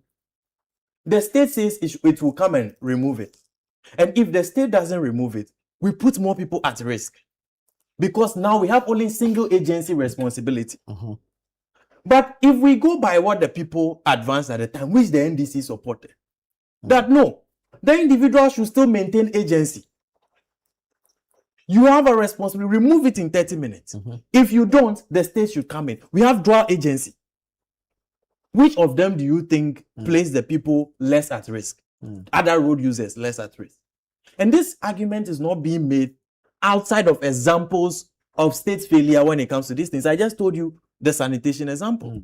That is why communism fails everywhere in the world. Very well. Because it moves on single agency. The state will do. The individual can sleep. We are saying the individual should still maintain responsibilities. And the whole insurance argument, I don't think it comes in. Because even NHIL, which is the state's insurance coverage that we have, people still want to retain the agency to have private insurance. What we were essentially proposing with the towing issue at the time, which the people kicked against, was to say that, no, you can't have a private agency when it comes to towing. You can't insure yourself privately for that purpose. In which case, if you fail, then the state would come in. We are saying that compulsory, everybody, it does not work. Right. That's why communism fails anyway. So let's not blame this thing on that whole levy. Everyone in Ghana at the time knew that it was simply a revenue measure. The New Patriotic Party government at the time was struggling. They were struggling because economic management. I have not. Oh, you've said a lot of things about us making taxes and all. I've allowed it. So let me also put context to my matter. Wow, before he came in. Not even about that. He went into a lot of things. We have sneaked in taxes. We have robbed Peter to pay. I have not interjected. I just allowed. Yeah. So let me also put my point in context. The whole country at that time knew that the New Patriotic Party government was struggling with the management of the economy because they were not controlling their expenditure side very well. They were engaged in profligacy, cathedral, this, and didn't have money. Instead of controlling the expenditure side, they were always hard on controlling the revenue side.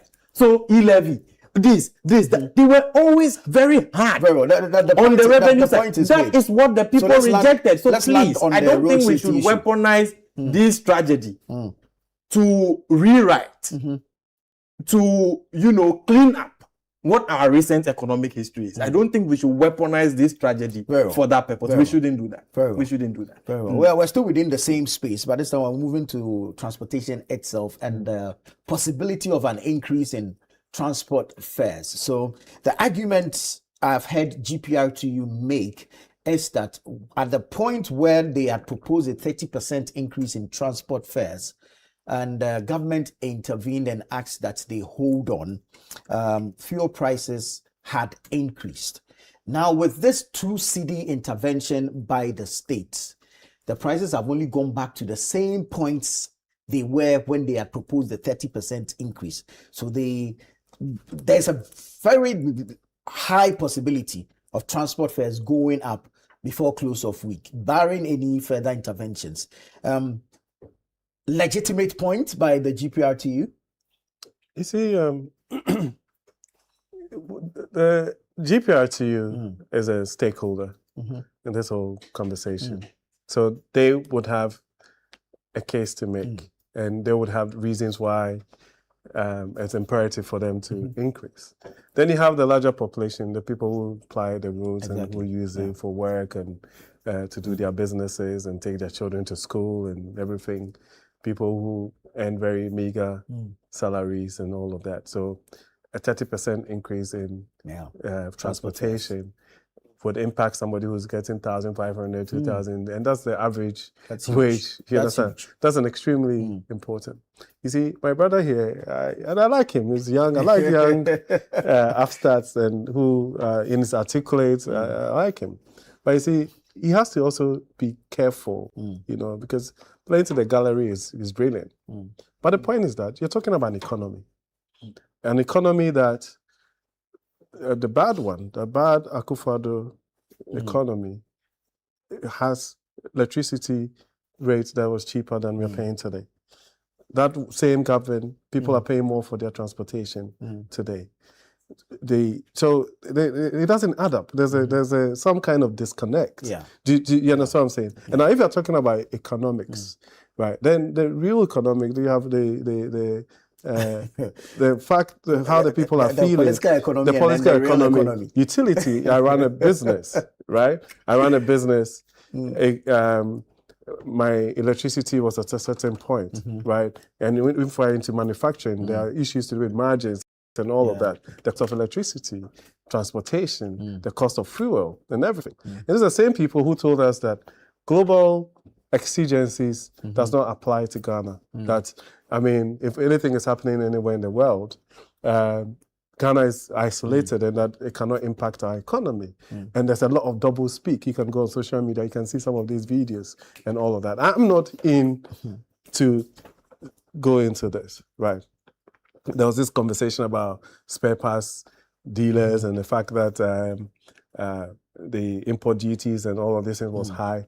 Today, you go to the same Abosokai and they're complaining that, I mean, their situation hitherto was better than it is today because there are all sorts of things that some of them don't understand. I even saw, I don't know if it's a communique from the Shippers Authority telling people how much they have to pay for all sorts of things, right? So you can talk about an economy from a certain propagandist perspective.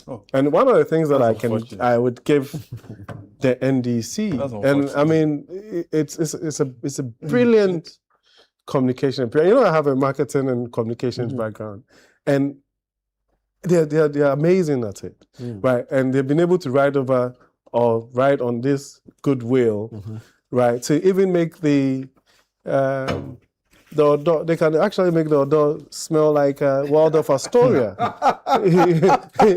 you know, and you would believe it, you know. And there's so many conversations. I saw an article written by my senior brother Gabi about the communication. You understand? And I'm impressed from my professional background because I've done a lot of brand stuff for multinationals, and I'm impressed with how they've been consistent. They've been able to push a certain narrative and all of that. But you see, the chickens always come home to roost, right? So you can ride on that wave for a time, and then it would come. It would all these public policy positions that have been taken in Kokon Ketenkete, there's your gold board thing and all of that. Anytime you talk about it, they claim that nothing is untoward is happening. You're going through the right documentation. It's a totally different kettle of fish. It's clean. It's clean. Everything is fine. But we are here. Do you understand what I'm saying? And the Ghanaian people are very patient. They would give you a long rope, and then eventually we would come to bear. So I don't like to argue again. I mean, of course, it's a debate, right? So I can prefer my opinion and tell you what is going on and everything. But it tells you that an economy, he's talking about revenue side and expenditure. But the point is that economists, I mean, and there are so many ideological perspectives when it comes to economy. Some people are fiscal, conservative, some are, there are all sorts of people and how you do your economics, right? So in one breath, you can decide that, okay, I'll raise a lot of revenue and I'll spend so that it would engender productivity. And you can do that. You can also decide. You understand? Is it the argument? We are intellectuals. It's economic theorists. Do you understand? The cost of the individual. Do you understand what I'm saying? Let me finish. Listen, because you are talking about economy, communism, and socialism, and everything. I don't want us to go into ideological debates. Because then it shifts the narrative. That's what I'm saying. So you can look at all of these things and say, okay, I want to raise a lot of revenue and I want to spend and invest in A, B, C, infrastructure, social and gender, social mobility, do all of that, and the economy will grow at a point. You can also decide that I will not tax, I will not raise revenue, and I will not spend. And what happens is that the economy now tanks. Right, or it's not as resilient enough. You can decide whatever it is that you want to do. So those are decisions that are taken by every government. And the good thing is that we live and die by these decisions that we make. At the end of the 4 years, Ghanaians will make a decision. The things that you promised. You say you're pushing this, you're doing a 24-hour economy, you're doing in Kokon Kete, is it going to impact our poultry industry and all of that. So these things are there. Right. But I'll give it to them. They are brilliant with the communications and the PR and the settings and making it look good. But in the final analysis, right, right, the people of this, but the guy is paying, you're telling him that my economy is better than the previous one. Right. Between, this is a year and a half. We are in what? In August? Right? So a year and maybe 8 months. How many times have transportation prices increased? You're going to make that argument that, but if Akufo-Addo was still in government, maybe it would have been higher. That's the most ridiculous, if you like, nonsensical argument anybody can make, because Akufo-Addo is not in government. Utility prices. You say the same. Prices of fuel. Right? When things were happening in Ukraine and Russia, he said we shouldn't talk about Ukraine and Russia. And then the same president is talking about America and Iran. Do you understand what I'm saying? But again, you have to be careful because they have a way of spinning it. Very well. I mean, I was amazed. Right? I was amazed at how they've even been able to even spin this whole Sedona Tamako narrative. Let's not go into that. Again, that's what I'm saying. But they are brilliant at it. You welcome all the topics when you are speaking. Right? But you don't when I'm speaking. But that's fine. They are brilliant.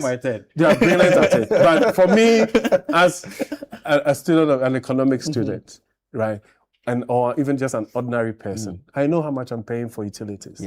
I know how much I'm paying for tomatoes. I know how much I'm paying for my kids' school fees. I know how I'm paying for my petrol, right? And somebody else is telling me that the economy is better. So let's allow it. Very well. Julius, real economy versus political economy, macro versus micro.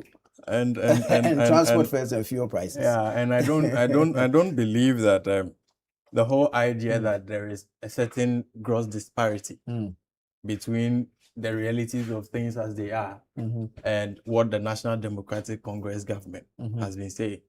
We have been a government that is straightforward and honest with the people and invite the people to look into the realities with us. It is for that reason that the people agree with us when we speak.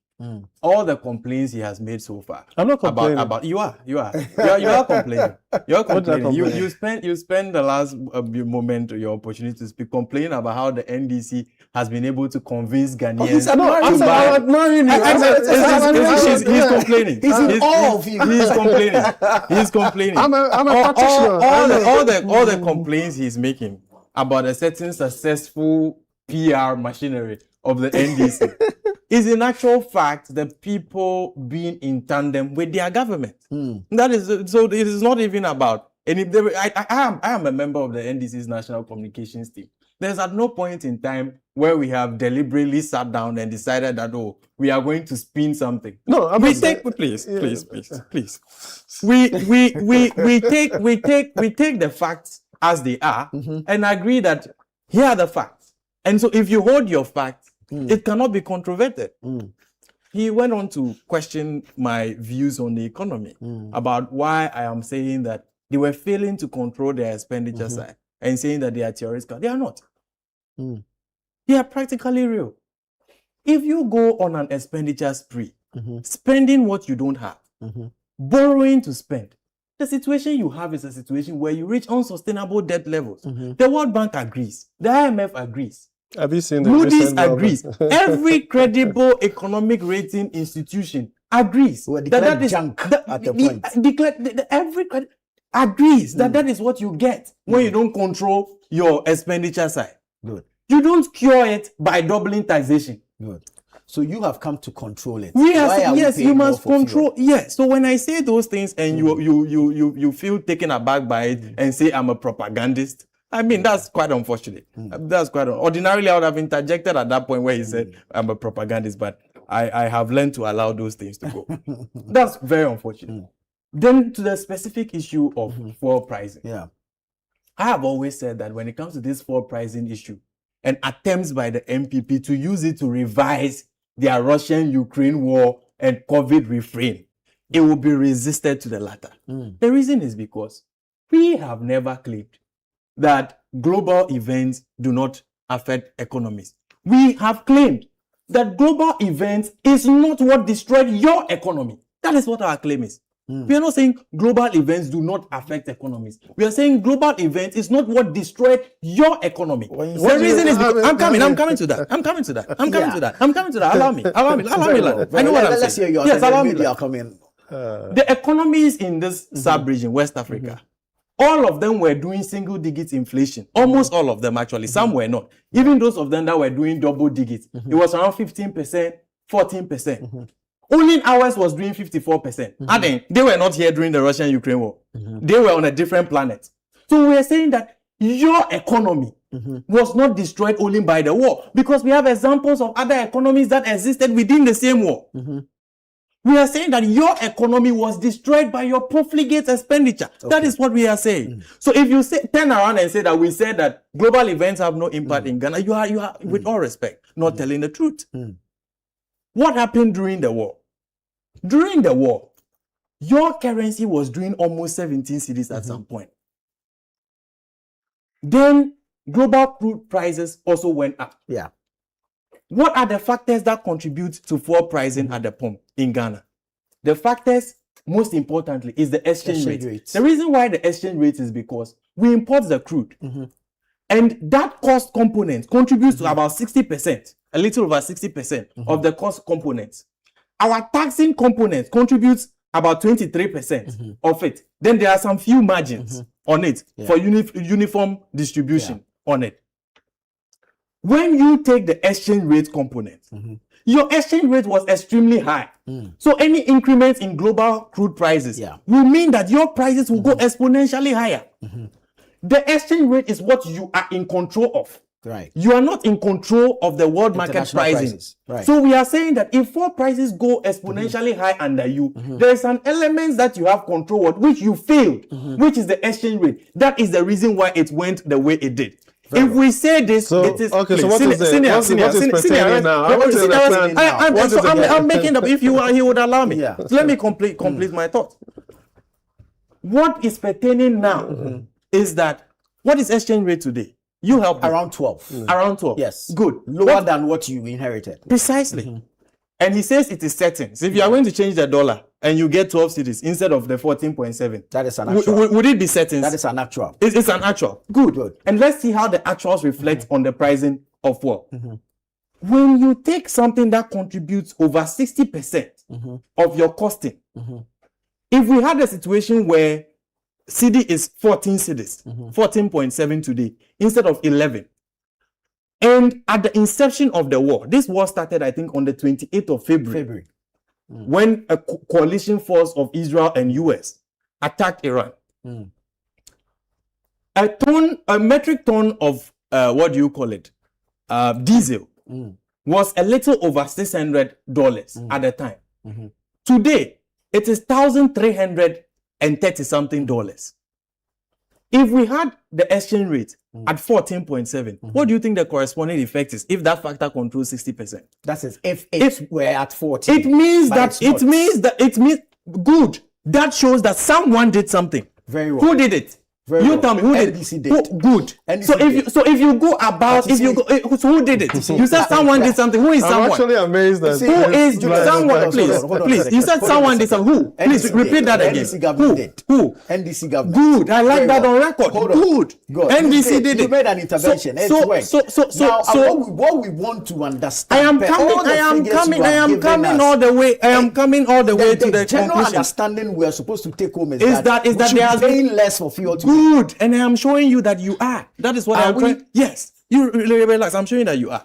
If it was 14.7 and it contributes, but it's not 14.7. Oh, senior, when you are speaking, you see, please. I am the younger person here, and I know how to extend courtesies. I did that. Yeah, but you spoke, and I allowed you to say whatever you wanted to say. You haven't, but the constant interjections are disrupting my thoughts, and I will respectfully ask that you extend the same courtesy I gave to you. I think that the audience also deserve that. Julius, we're running out of time. Please explain to us precisely. If you allow him to keep interjecting me, the time will go. Very well. Good. So these two factors that you control, the margins and the exchange rate, I am demonstrating to you that the National Democratic Congress government has controlled one of the factors already, which is the exchange rate, which is why it didn't go to 30 cedis. The second aspect is the margins and the taxes.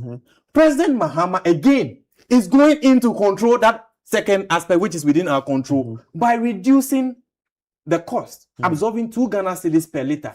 When you absorb 2 Ghana cedis per liter, the implication is that for every gallon of diesel that a person purchases, government is paying 9 Ghana cedis for the person. Compare this to same situation in 2022, when President Akufo-Addo was President of the Republic. It went to 23 Ghana cedis. The TUC then asked President Akufo-Addo, tell Mr. President, please make an intervention and take part of the components that is under your control. Right. The argument has always been that the component that is under your control, show what you are controlling. We are showing you. Do you think the economy then could absorb that? The economy then could not absorb it. Per his claim, because of the expenditure measures that they were implementing. So you agree? So it is their doing. It is their doing. Who's doing is it? You see, Julius, we're trying to make progress. So don't understand that. No, we are trying to make progress when people are trying to revise history. So we must remind them of who's doing it was that they could not control it. We are able to control it today because it is our doing. We control the exchange rates and we are able to control our margins. If you are saying that the economy could not control it, then it was because at their expenditure side, they were not able to manage their fiscal management very well. And that is a fact. Good. So if you turn around today to say that you are not seeing any changes, I am demonstrating to you that the changes are there. We are controlling the margins. That's why we are taking 2 cedis. We are controlling the exchange rate. The cost of living. It is reflecting. That is why you are not buying at 23 cedis that you were buying when another war broke out previously. Is going to it doesn't change the fact that at the last time there was a war, you were buying at 23 cedis. Now that there is a war, you are buying at relatively lower. It doesn't change that fact. Statistics don't lie. Statistics don't lie. And the last time there was a war, how much were you buying? It is the impact, and I am showing you the impact. It is statistical fact. It is not an opinion. Very well. How much was it the last time there was a war? 23 cedis. How much is it now? An opinion. It's the same way. It's a fact. Today. It is a fact. Today, how much are you buying it? Tell me. Today, you're buying at 16. Good. Compared to 23 cedis. That is you are comparing two factors, and I'm telling you the factors exist. You are comparing a wartime factor, a wartime factor. The reality of the average. And what is the reality? The reality is 16 compared to 23. Every Ghanaian knows that 16 is lower than 23. Is going to pay more. No. 16 and 23, which one is less? Julius, thank you. 16 and 23, which one is less? You are telling me that 16 is less. 16 is less. So what are you telling me? 16 is less. And what is there a war now? Is there a war now? So you are telling me that is there a war now? There is. Was there a war then? There was. When there was a war, how much was it? 23. There is a war today, 16. You are telling me that you are telling me that time is better than today. Please. It is a fact, not an opinion. It's a fact. It's a fact, not an opinion.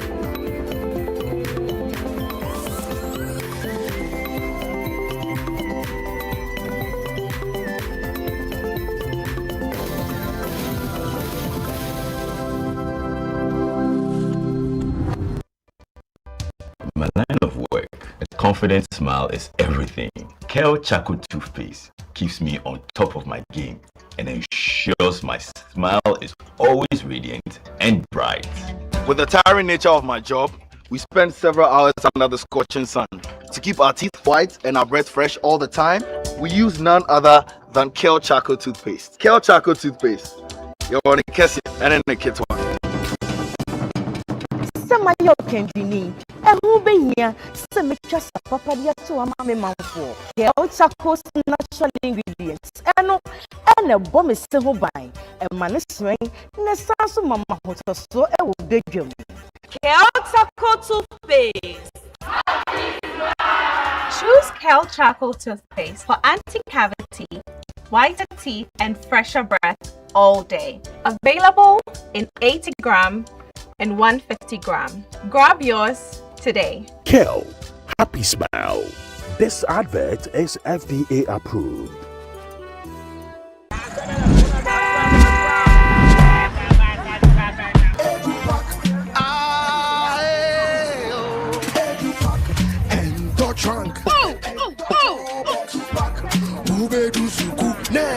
This is the old way. Let me show you a new and a better way. EduPack. EduPack? Yes, EduPack. A GS-approved and supported initiative for all first-year students going to SHS. By Prospectus Ghana Limited. Now you don't need to go to the market. All your trunks, mattresses, pillows, including plastic chalkboards, are all waiting for your child at the school. Note, all our wooden chalkboards are being changed to plastic ones to avoid bedbugs. You can also register by dialing *713*821# following the prompt, or you can visit www.edupackgh.com and tap register. You can also register at any ADB branch near you at a very affordable price. EduPack, approved and supported by GES.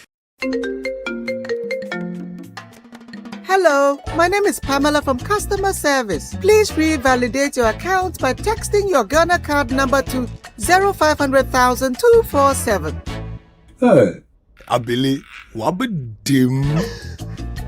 Madam, give me the numbers behind your ATM card. I'm calling from the head office. An email was delivered across to our customers this morning. Confirm if this is your bank account. 100,100,100. Thanks for sending your bank card details. Send the OTP now to avoid cancellation. EcoBank will never call, email, send an SMS asking for your PIN, OTP, bank card, or Ghana card details. Don't get played. EcoBank, the Pan-African Bank. Hello, please, I'm calling from Customer Experience Center.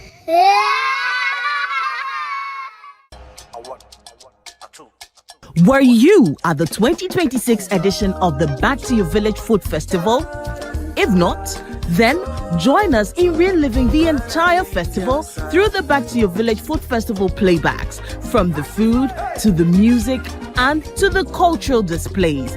We will take you back to your village, be it a Kan, in the south, or in the northern part of Ghana. Experience it all over again with us this August by catching all the playbacks right here on Channel 1 TV. And if you missed the announcement the last time, make sure you look sharp next time. The 2026 edition of the Back to Your Village Food Festival was sponsored by EcoBank, Gino, Didi Chateau, Munchie Biscuits, Everpack, National Petroleum Authority, and supported by Jibu Water and Trillium Industrial Company Limited. I'm made in Ghana, you can take me to London. Opebia. Junior Bento is a young man who runs his father's company. Very successful. Just so you know. Yes. Just yes. Yes, as a question. The young man runs his father's company. So must everything be spelled out to you? Opebia, opportunity comes but once. Mr. Bento Jr., with my lovely family. My wife, Mrs. Blanson, my children, Opebia and Kobe. I'm very pleased to meet you, Mr. Bento. You're very welcome. Pleasure is all mine. Thank you very much. Please have a seat. Sir, can I help you with your suitcase? Oh, that's fine. That's fine. I think I'll hold on to it and review the benefiting content later during our meeting. I can't wait to see the benefiting content of that briefcase. It has all the fishes you can ever think of. Oh, I can't wait to swim with all the fish in there to the deepest side of the ocean where there is abundance. The Blanksense airs every Thursday at 7:30 p.m. and is sponsored by Out Insecticide, Nasco Electronics, Lizzie Shito, Everpack, and Lily Rice on Channel 1 TV. The vibe is too much.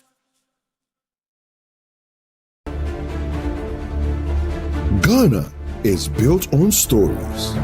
The dreams we chase, the challenges we face, and the change we demand. At Channel 1 TV, we bring these stories to light with truth, fairness, and courage. We listen, we question, we amplify. Because when your story is told, change begins. Channel 1 TV.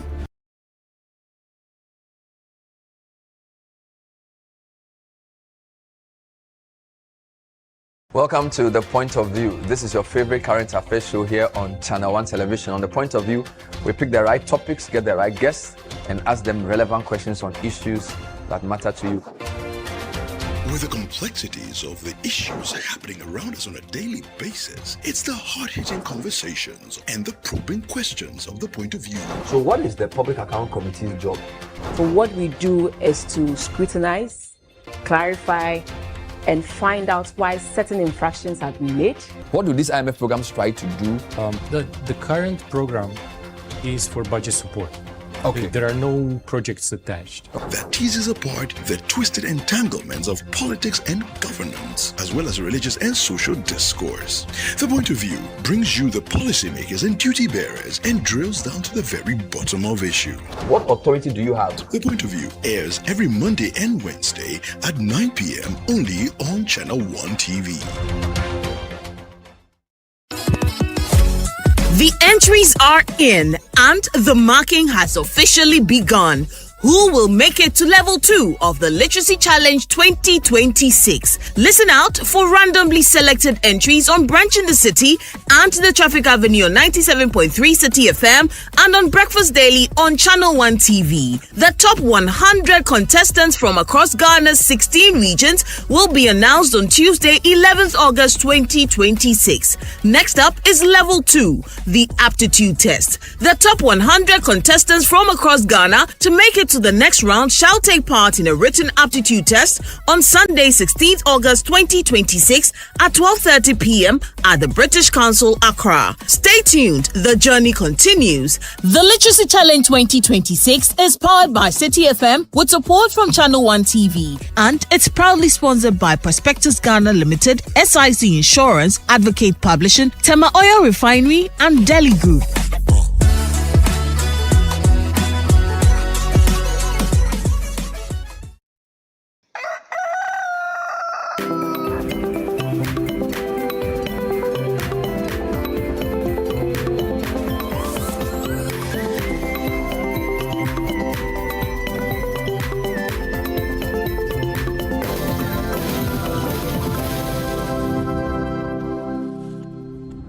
All right, it's a beautiful Wednesday morning, and you are welcome to Breakfast Daily. As you already know, Nana Tufo-Boateng started the show with his guests as they broke down some topics that are shaping the nation politically. And of course, we enjoyed the final banter, and I hope you enjoyed it too. But anyway, my name is Chris Carter, and you're welcome. And I am Wahab Abdul Razak. Thank you very much for choosing us. We're going to bring you exciting conversations. We delve into our communities, of course, and bring to light some of the heartbreaking stories that really need the attention of authorities and duty bearers.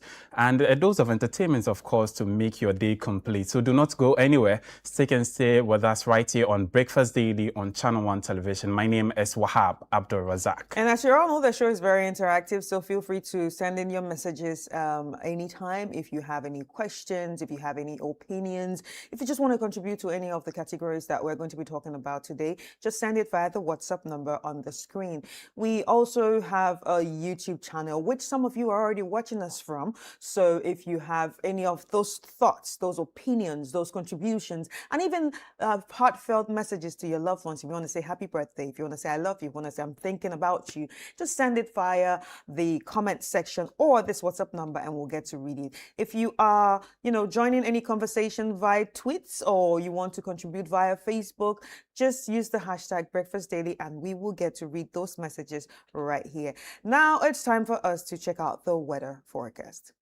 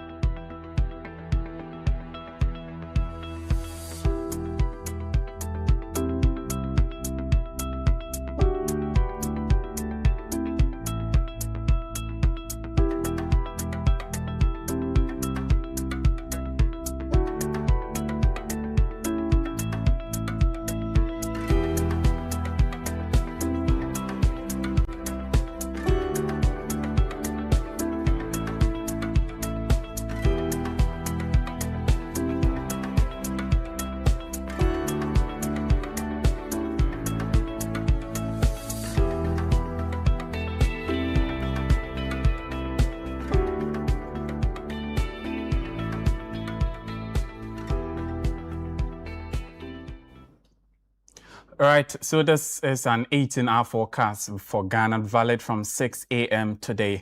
Let's get into the summary of today's weather. And mostly cloudy conditions will prevail across southern Ghana this morning, while the northern sector remains partly cloudy. Mist or fog patches are expected over part of the coast, forest, and mountainous areas. A few areas north of the coast and within afternoon.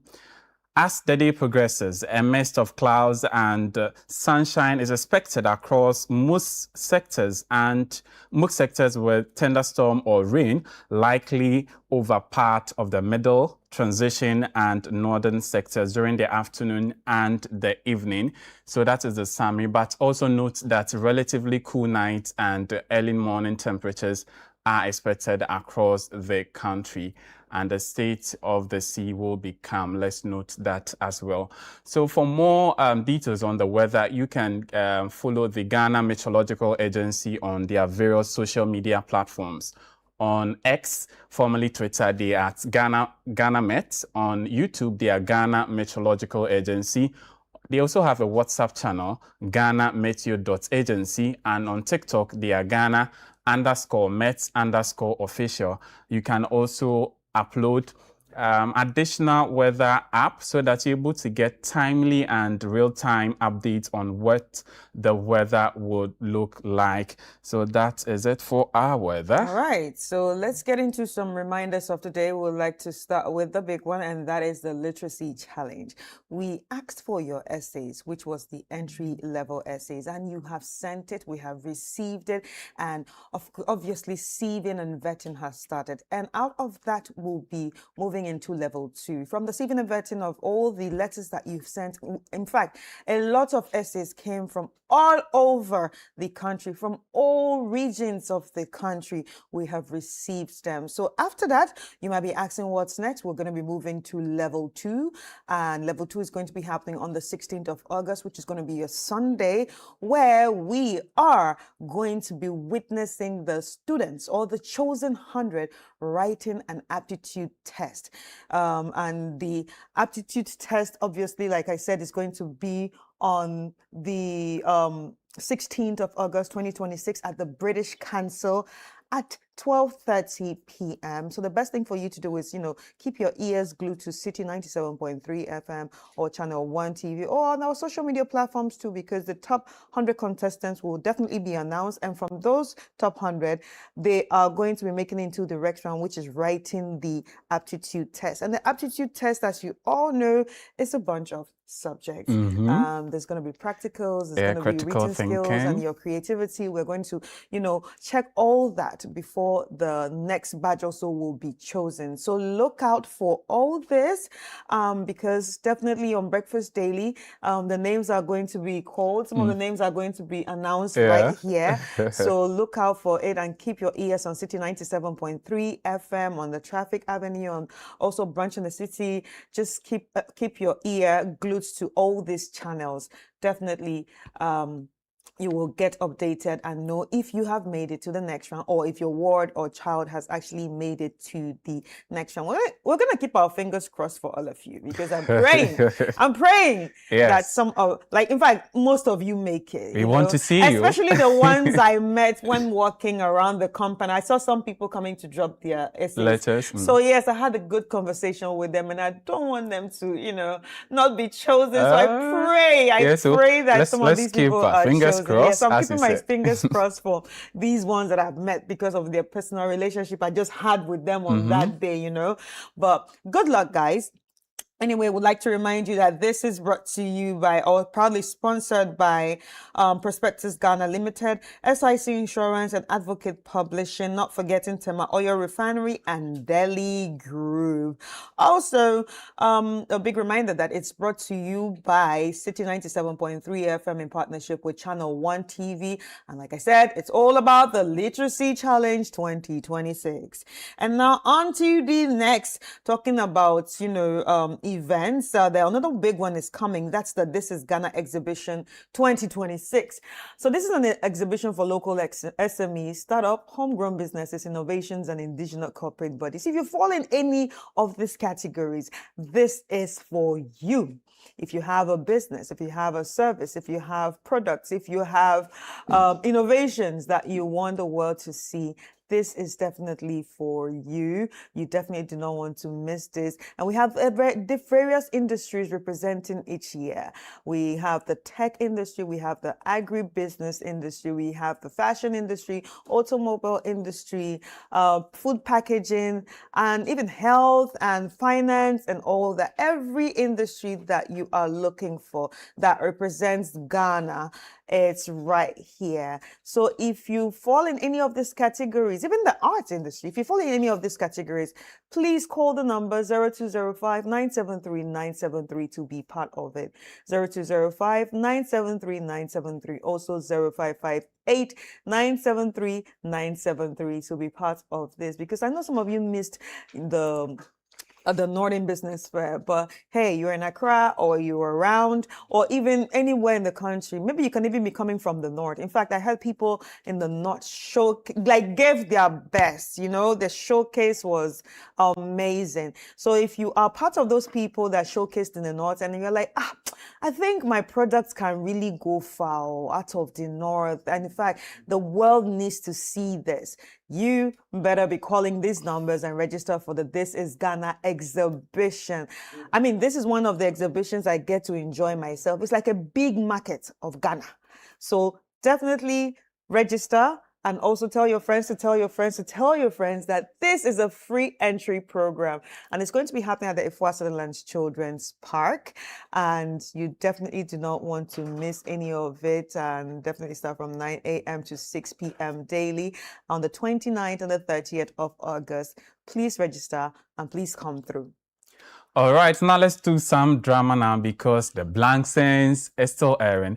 The Blank Sense is a Channel 1 production. It's a, drama series that we have produced for you. And it's very relatable to our Ghanaian homes. It's full of sacrifices, full of betrayal, loyalty, and all the things you can you can relate to in your various home. It airs every Thursday, 7:30 p.m. here on Channel 1 Television. But if you miss it, you don't have to worry because we have repeat days for you. So on Fridays, we repeat it at 11:30 a.m. On Saturdays, 7 p.m.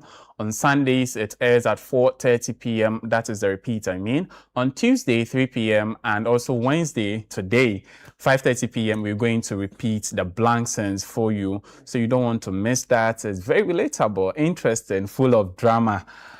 In our various. So we want to say a big thank you to our sponsors, NASCO Electronics, Lizzie Shuto Out Insecticide Spray, Everpack, and Lily Rice. Thank you very much to them for supporting us, for always bringing you the blank sense every Thursday, 7:30 p.m. here on Channel 1 Television. All right. Now that we are done with some of these reminders, up next will be What's Trending.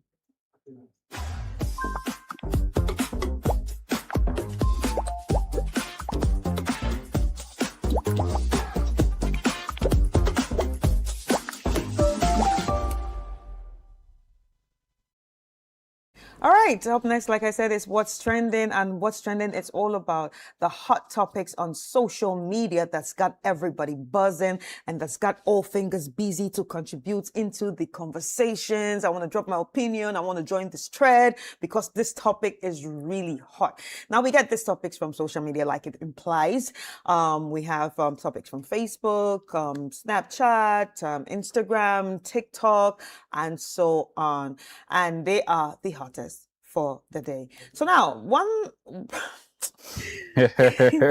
all right, let's get straight into it. So a passenger calls out conductor for selling tickets below price.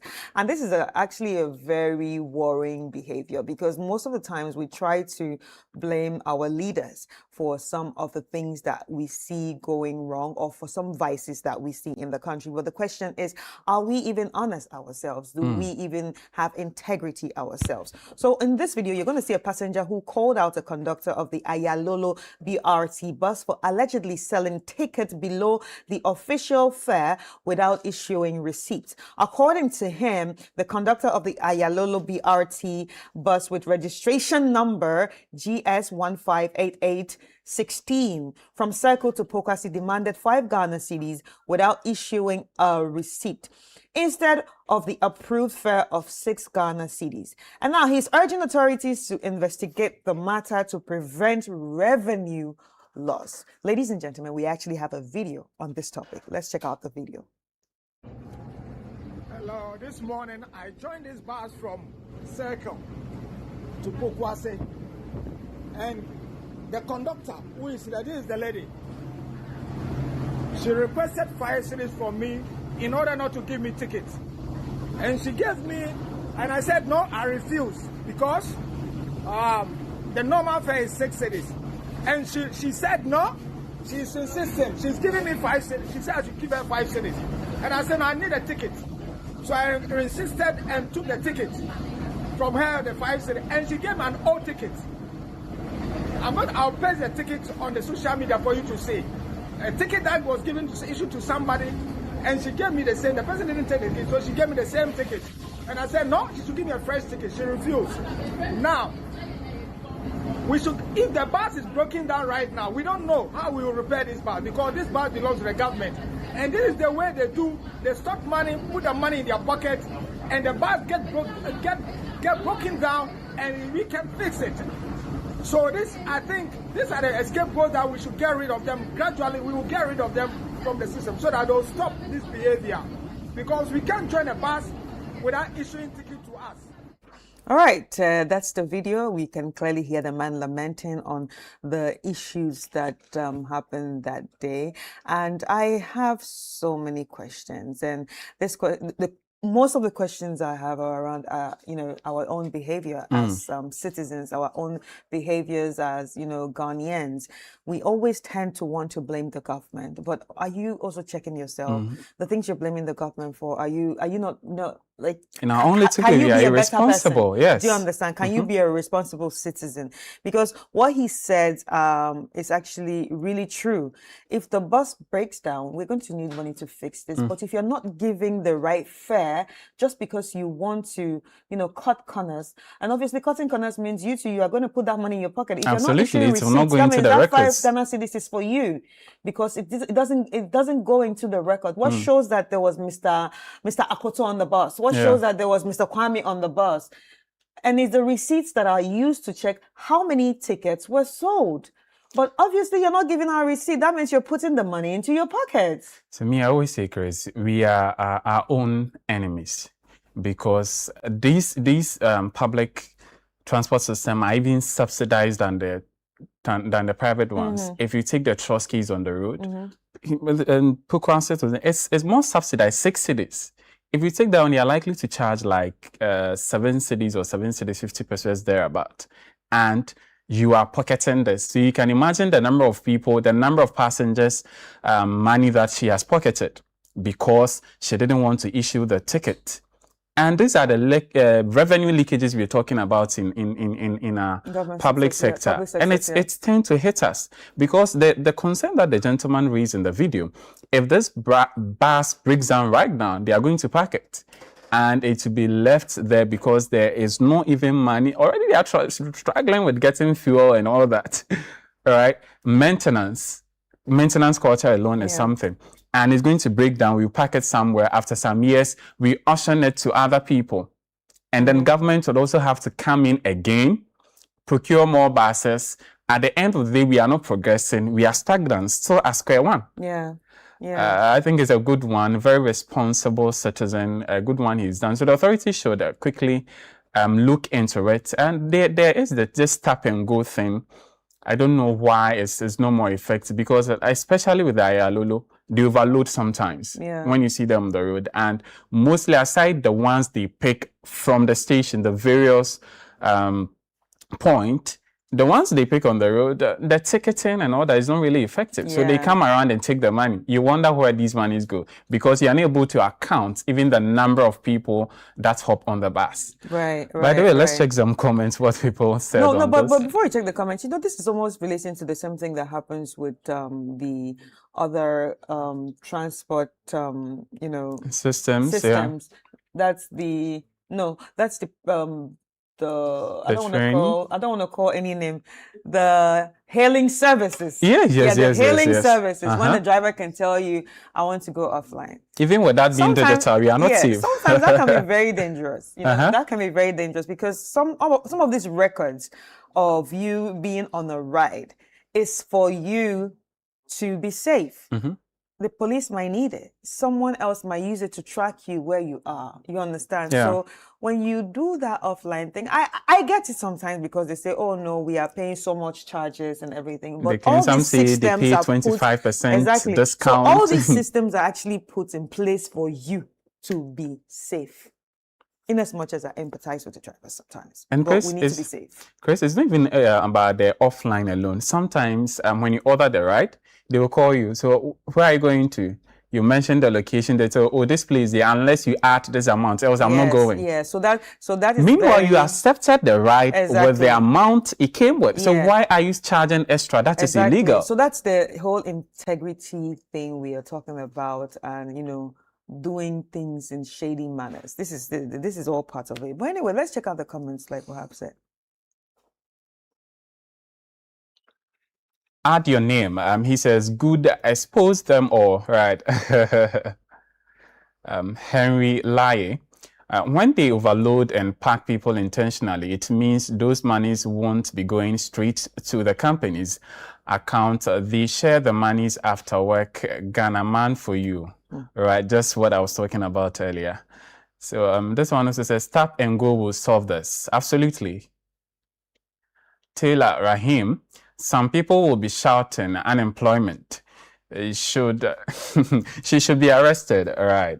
So let's see how the investigation goes. Your Uber guy. Always people think stealing is the way of smartness. So it goes. He says, brilliant. This is citizenship. Next time, record his face so citizens can follow up to his dismissal. It's her. It was a lady, it's actually. Her this time around. Accra Boy 777. They will pack you like sardines in a can and still collect every coin and pennies from every passenger. Right, so that's the last one. So the overloading actually with this particular one is something. You even standing, already the seats are occupied from the stations they load from, and you will not get breathing space. It's that bad. Yeah. And in spite of all that, because you are overloading, you are putting a lot of pressure on the vehicle, right? And they will end up taking those monies from those they've overloaded. Oh, that's her face. She's got red hair or ginger hair. So there are a lot of authorities. She looks very angry. Quickly look into that. Madam. You didn't do the right thing. Man, yes, sir. Next time.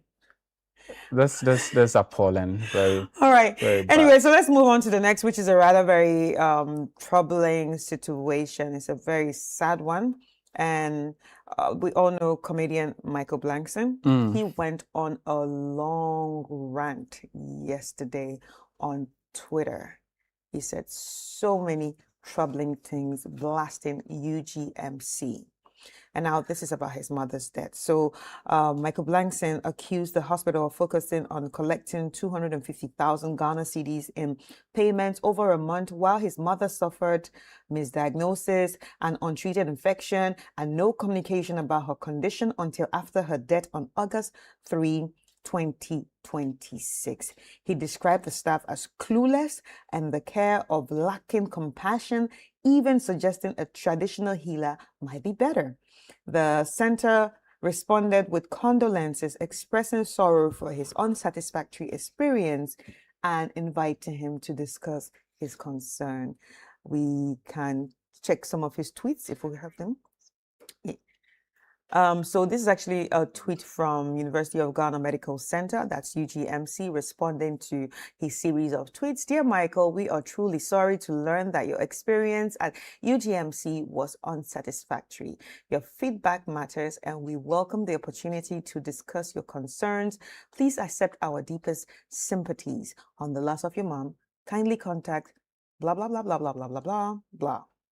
That's a sad one, Chris.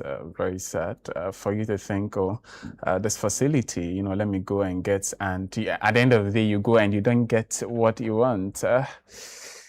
It's very bad. It's very sad. We commensurate with him and we wish him comfort because this will be difficult to hold. I mean, especially after all the sacrifices to. And I feel like Michael Blankson has really been through a series of disappointments when it comes to coming back home to Ghana, because he also went on a series of rants. I think a year or two ago, when his money was locked up. Yeah. He was part of the people that invested in the Euro haircut. Eurobond thing. So when the haircut thing happened, he also went on a series of,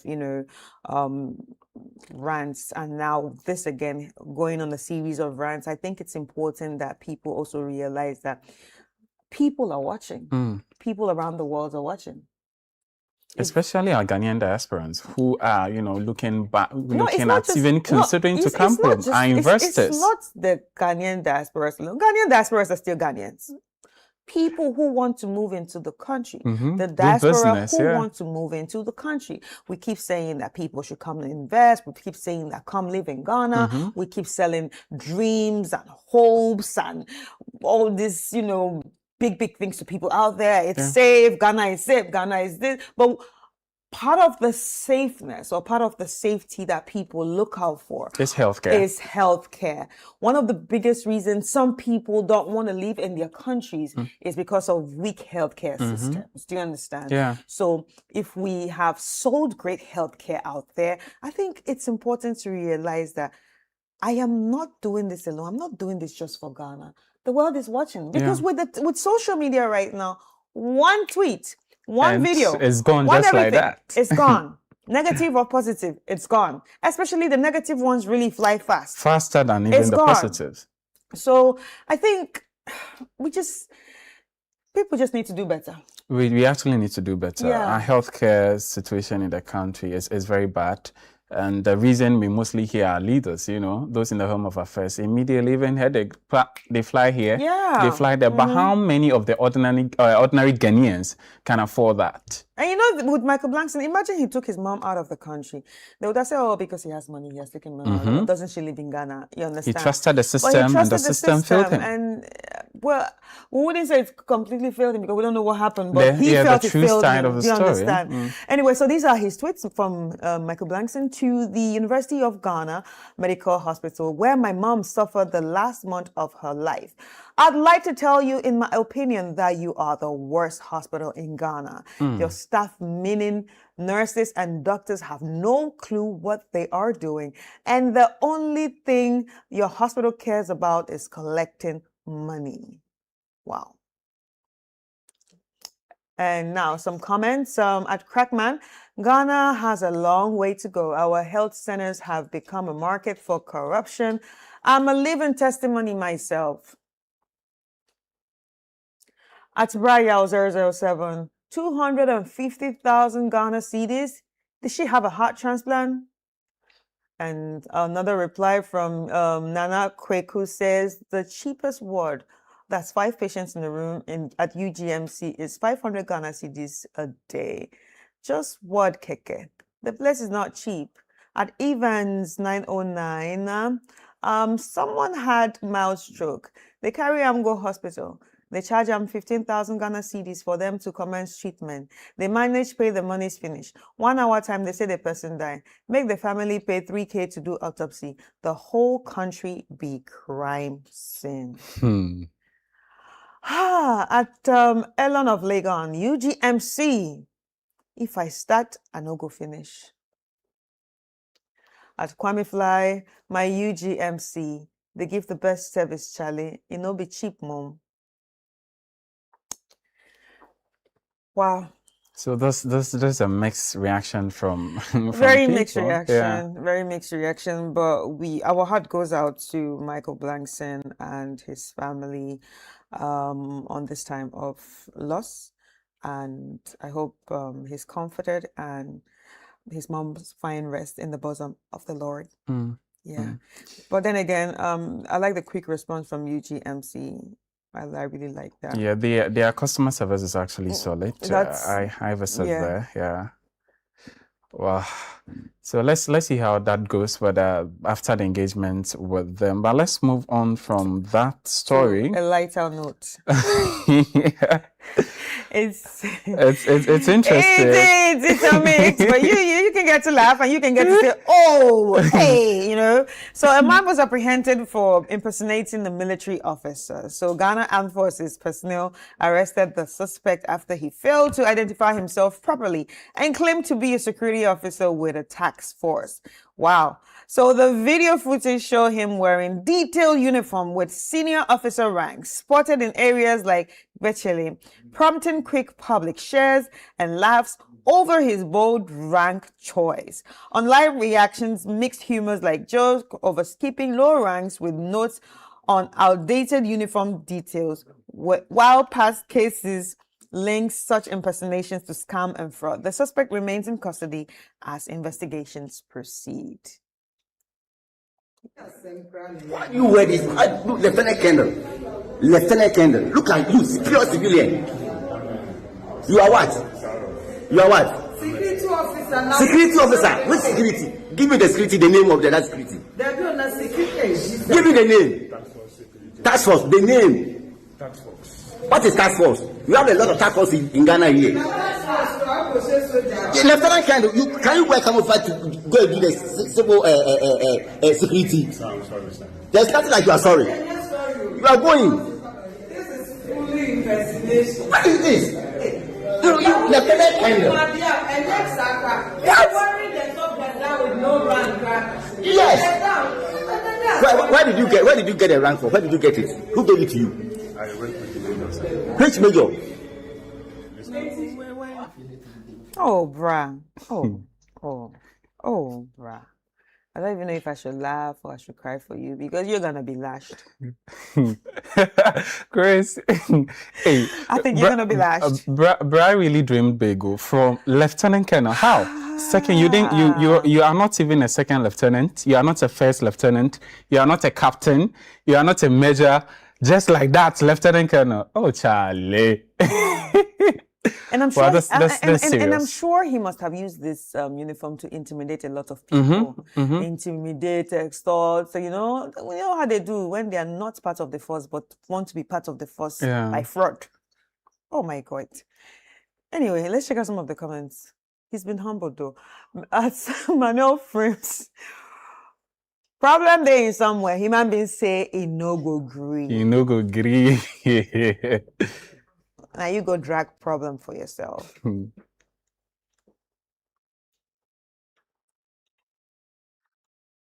At BBK_printing, poor man picking. How you gonna explain yourself? How you gonna explain say he be fraud now? He's going to explain that he's a fraud. That's the only way to explain. At ING_Okanse, the Souza was a major, but he died some time ago. So how did he get his uniform? Ooh. And another person say not true. Another person say I believe they are behind his death. Oof, that's a lot of information right there. _Life Normad. I'm sure they cut him because they stopped wearing the ranks like that. On the Tickle Ferry, he didn't take or use corporal or sergeant self. No, lieutenant colonel. Looking like this. _Jeff Frick. This is wild. How does someone even get their hands on a full military uniform like that? Good question. Hope there's more context coming. This feels off. It feels really off.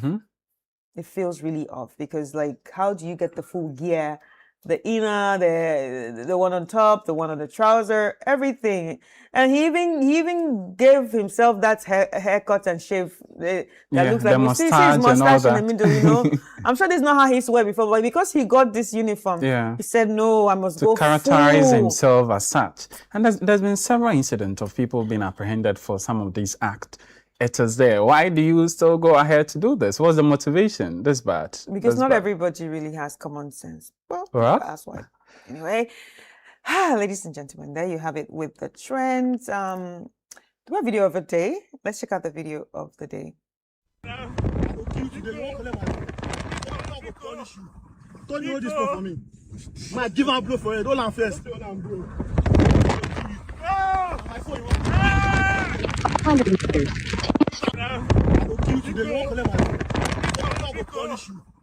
you hold this for me? Man, give a blow for it. Hold on first.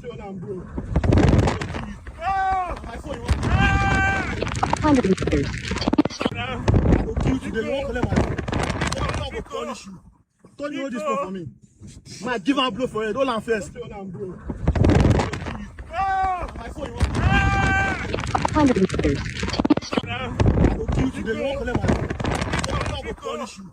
Don't you hold this for me?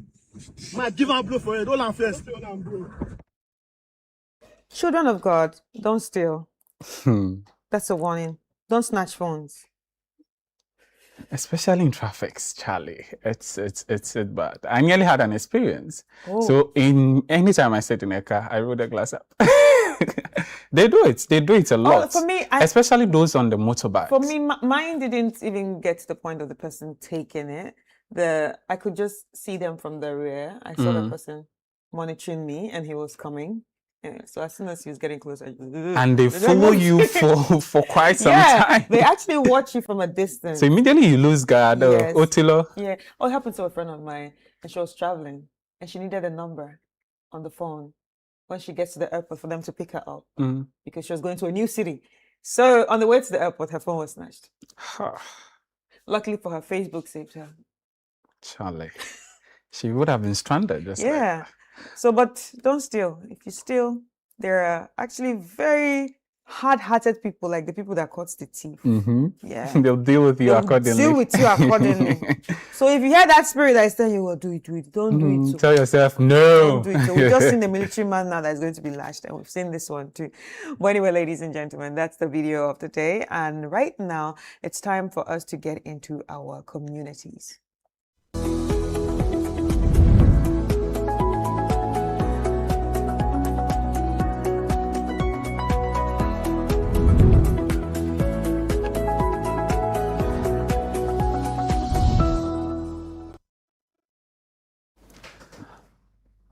All right, welcome back. It's time now to go into our communities, and today we are heading to the central region. Specifically, we're going to the Komenda Edina Egwafo Ebrem municipality because a bridge, footbridge, 7 residents in the area. I mean, Abe, specifically, that's the name of the area.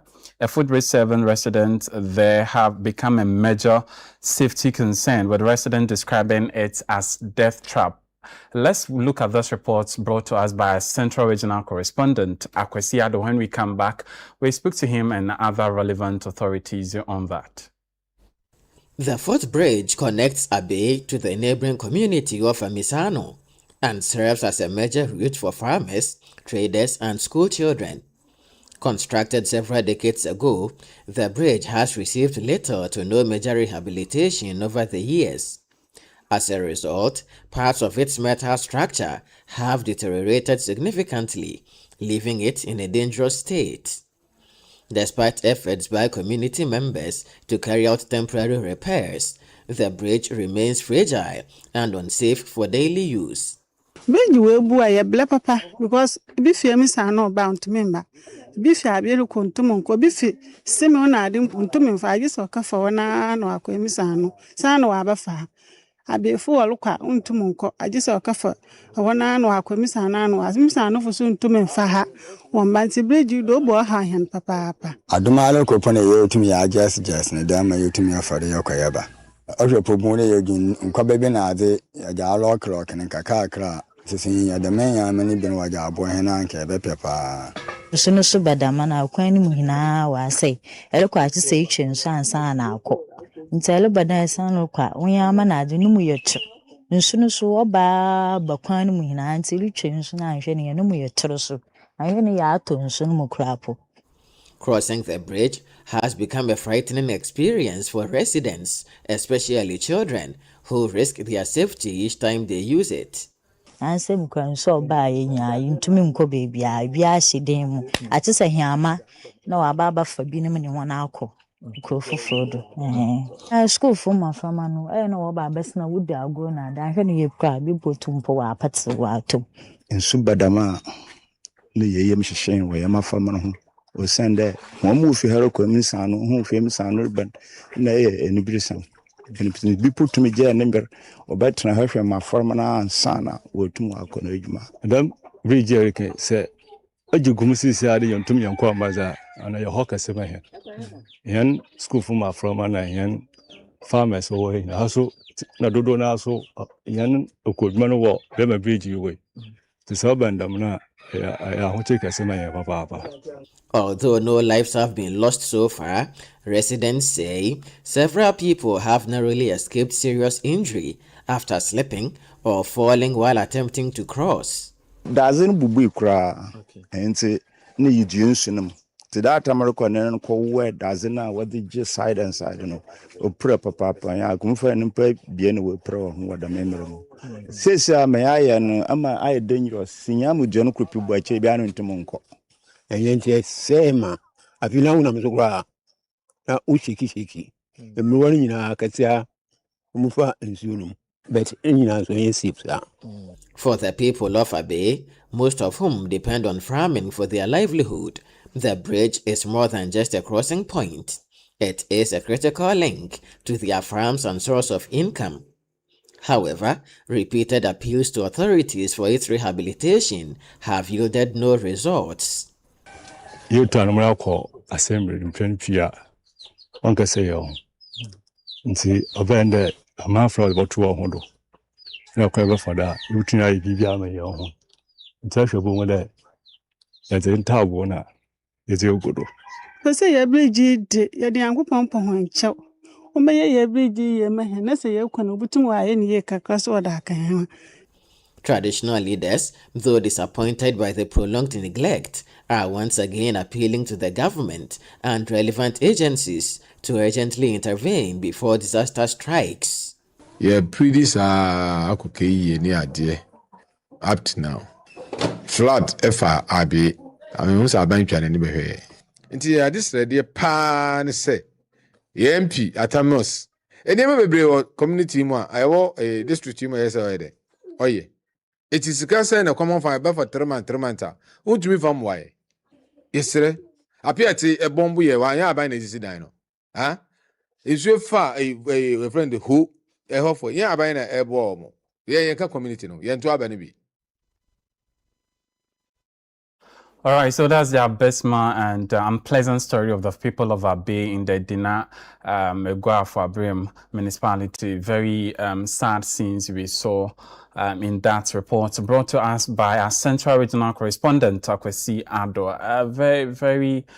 Very concerning, Chris. I was just wondering, like the number of people, using this particular bridge connecting to important areas. It's actually a very horrible sin, and I wonder why nothing has been done about this, because lives are being put on risk. And as you can see, there even women are crossing this. Even imagine there'll be children crossing this. Yeah, to school. We and all pray. that. Oh, this is bad. This is really bad. So imagine a bunch of people are crossing this together. The weight can actually pit this whole thing down. And that's what people are not realizing. I don't know if we always have to wait until there's a disaster before we come out and before we start being react.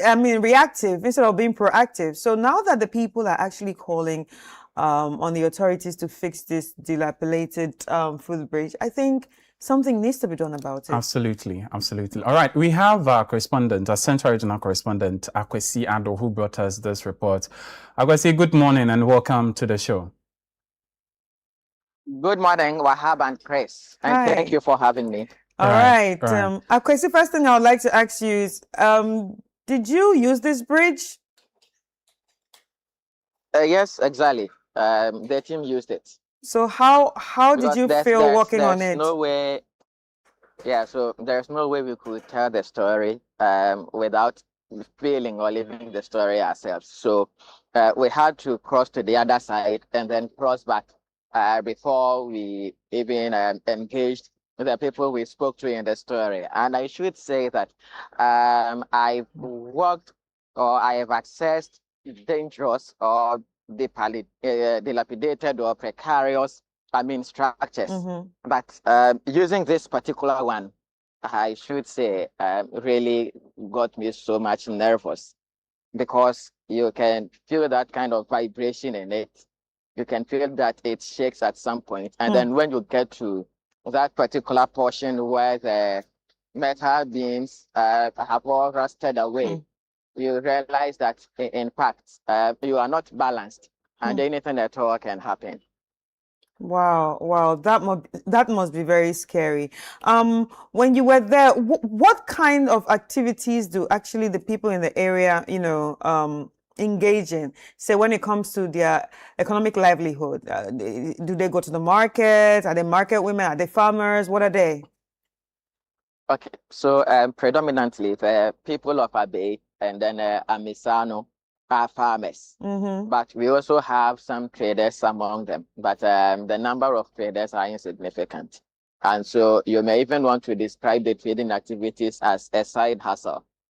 So, but occasionally you get to see these women who are carrying various items on their head for sale, accessing the bridge. And what is very more important to say is that most of the farms are on the other side of the bridge.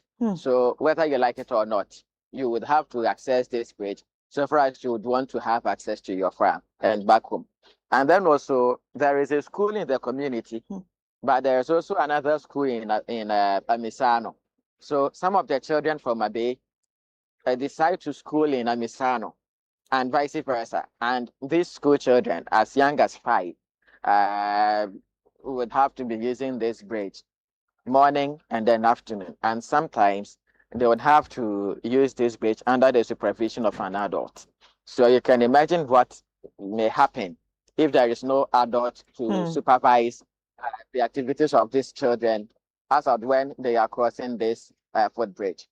I'm wondering, has this situation come to the attention of authorities in the area, i.e. the assembly member, or even by extension, the assembly itself? So the history of this footbridge is that several decades ago, the community members constructed one that was made of wood. Then at the time Dr. Papa Kwesi Nkrumah became member of parliament for the area, came to their aid and then constructed this very one. And then it got dilapidated. The community members came in to work on it and then sent notice to the municipal assembly that this has become the condition of the bridge and it's become dangerous or scary to use, and so they want assistance. They waited and waited and nobody came to their aid. So the community members themselves got some logs of wood and then decided to at least do some repair works and ensure that it is not broken completely. Because the moment it collapses, it means that people are grounded. They can no longer go to their farms. Those who conduct trading activities cannot also do that. And so they did some sort of remedial intervention for the meantime, even as they wait for authorities to come to their aid. But speaking to the chief, I really felt this sense of disappointment. And even for him to speak to us in this interview took over an hour to convince him, because he told me that, look, they've kept complaining about this particular problem, and it seems like nobody is paying attention to their issue. So he doesn't even feel like speaking about it again. And you can imagine when people become so numb to the extent that they don't even want to speak about their problem again, then it means they might have conducted some engagements in times past, yet those engagements have been fruitless. And so the people were really disappointed, and not just even for the bridge alone. According to the chief, the river there extended its banks some years ago. The entire community got submerged, houses collapsed, and no person in authority even came to their aid to ensure that they were able to rebuild their houses. So it's like they feel like they are always neglected so far as their basic needs as a community are concerned. All right, thank you so much, Akwesi. Thank you so much for this report. We really appreciate it. We actually have the chief of Abe on the line. Let's get to speak to him. So Nana Techi Kesi the 5th. Hello, Nana. Good morning. Good morning. I hope you're doing well. About great. All right, Nana. We saw the sad news from your area, and it's really an eyesore to see what your people are going through. Please, how long has this bridge been in existence for? This bridge has been more than 200 years. 200 years. Yeah, just up to the next town, Emisano. I've been to Emisano. It is supposed to be wood that time, from that time, because there was a river crossing. River called Street River. That is true. So Right. it has been exists more than 200 years. Right. And has there ever been any work done on it? In the first place, let me send my greetings to your listeners and the viewers. Yeah. Yes, my name is Nana Techi Kesi, as you are saying. Yeah. Yeah, it has been done. Now its change has been metal. Yeah. Some time ago, one Kwesi Nkrumah was the minister at Ermina district, or KEA district. So when our partner came, he to maintain it for us. But more than 15 years or 12 years now, the bridge has been old. It has been full. And when the river gets flood, we can't even pass. Right. So we have been wrote a lot of letters to the, KEA, Municipal. MP Atamos, and those. They are all new this thing, and they have been coming to promising us every year and there. So we are there. We just kept quiet that we don't want to talk it about right now. We don't want to talk about it. Because as I'm speaking to you, we just, as community, we just went to the bush and fell the wood and break it, and now we are passing school people and the farmers and even civil servants used to use the bridge. So this is the now situation we are on it. We have complaining as when I came to be as a chief at the community, it's about 13 years now. Nobody seems to care about that. Even recently, about a year ago, I was with the NADMO people. Keep there, they promising us they're coming to do it, and then saying so that they are starting the contract from Abna, Itri to our path. So I told them, you people coming to, annoy us. You are coming to promise us, and you jump out somewhere, you didn't come back again. Because there was a flood. As I'm speaking to you, last month, I think there was a heavy rain when Accra was flooded, and so we are almost flooded. Because the river issue has been filled with the distant sun.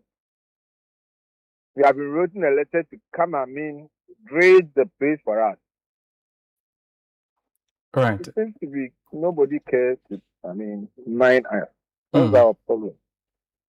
Right, Nana, what are you telling us? You've made some efforts to get this issue resolved, but it seems to have proven futile. Tell us what's likely to happen if this bridge becomes completely impassable? If it comes to be, completely, we will be happy. Because a lot of people pass on it. The prisoners and officers, they used to prisoners to, contribute some people's farming and so on. So that's the only way enter to their different communities. If not, you have to go to pass through the bridge, the main bridge at Ankafo Prisons Road. Right. It is almost collapsed. Right. So Nana, are you going to wait for the bridge to collapse before something happens? Are there no plans to maybe rally with the community to fix this? Since the municipality, as you are coming, we didn't wait till the bridge collapsed. When we saw that the bridge is almost collapsed, we started wrote a letter. And even right now, we have a big problem for the flooding. Right. Well, sometime 3 years ago, the whole community was flooded because the river has been choked. It's not a matter of people are building over there. The stream is passing. But the sun is even choking it. So we just plead to government.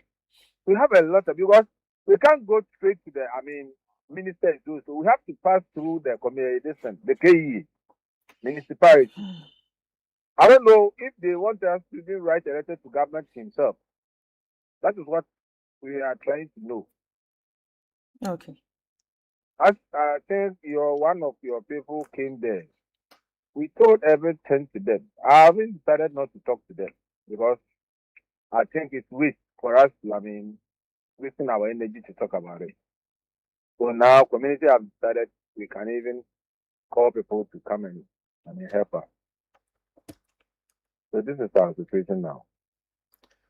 All right. Thank you very much, Nana, for speaking to us. So that was the chief of Abe in the Dina Eguafo municipality. Very sad story and concerning, very worrying, Chris. What they're asking for is a safe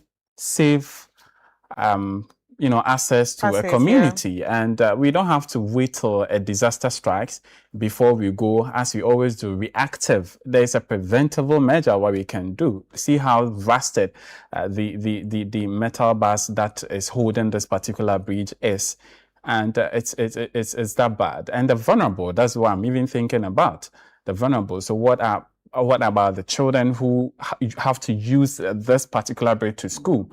persons with disability, if they have to go somewhere, how are they going to, use this particular bridge? And it seems to be the only, route to access the other part of the town. So authorities, let's intervene. And the assembly, right to the Ministry of House and Water and all that. Let's come in. NADMO especially, and other authorities. So this is Breakfast Daily on Channel One TV, and of course our community focus segment where we delve into your communities. It could be one of yours, and bring to light some of the worrying stories that really needs the attention of authorities to be addressed. We're going for a quick break. When we come back, the show continues.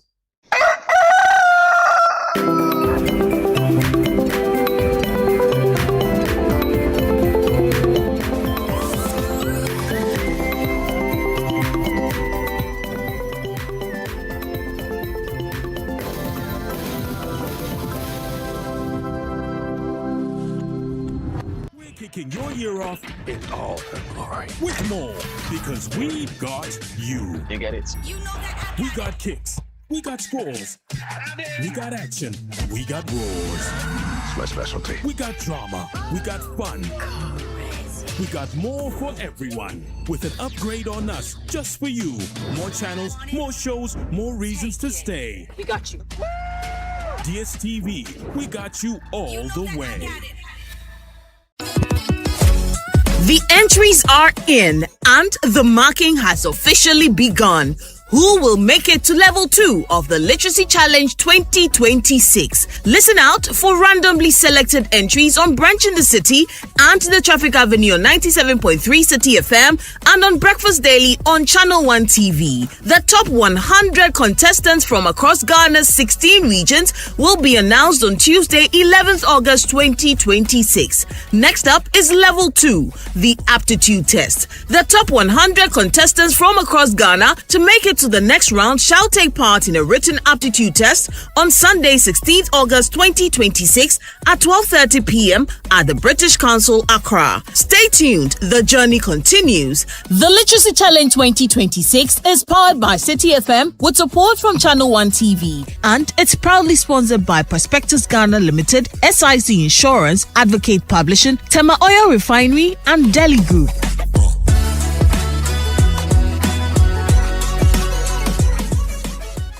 Opebia.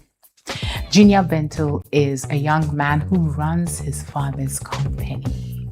Very successful. Just so you know. Yes. Just yes. Yes, as a question. The young man runs his father's company. So must everything be spelled out to you? Opebia. Opportunity comes but once. Mr. Bento Jr., with my lovely family. My wife, Mrs. Blanson, my children, Opebia and Kobe. I'm very pleased to meet you, Mr. Bento. You're very welcome. Pleasure is all mine. Thank you very much. Please have a seat. Sir, can I help you with your suitcase? Oh, that's fine. That's fine. I think I'll hold on to it and review the benefiting content later during our meeting. I can't wait to see the benefiting content of that briefcase. It has all the fishes you can ever think of. Oh, I can't wait to swim with all the fish in there to the deepest side of the ocean where there is abundance. The Blanksons airs every Thursday at 7:30 p.m. and is sponsored by Out Insecticide, Nasco Electronics, Lizzie Shito, Everpack, and Lily Rice on Channel 1 TV. The vibe is too much.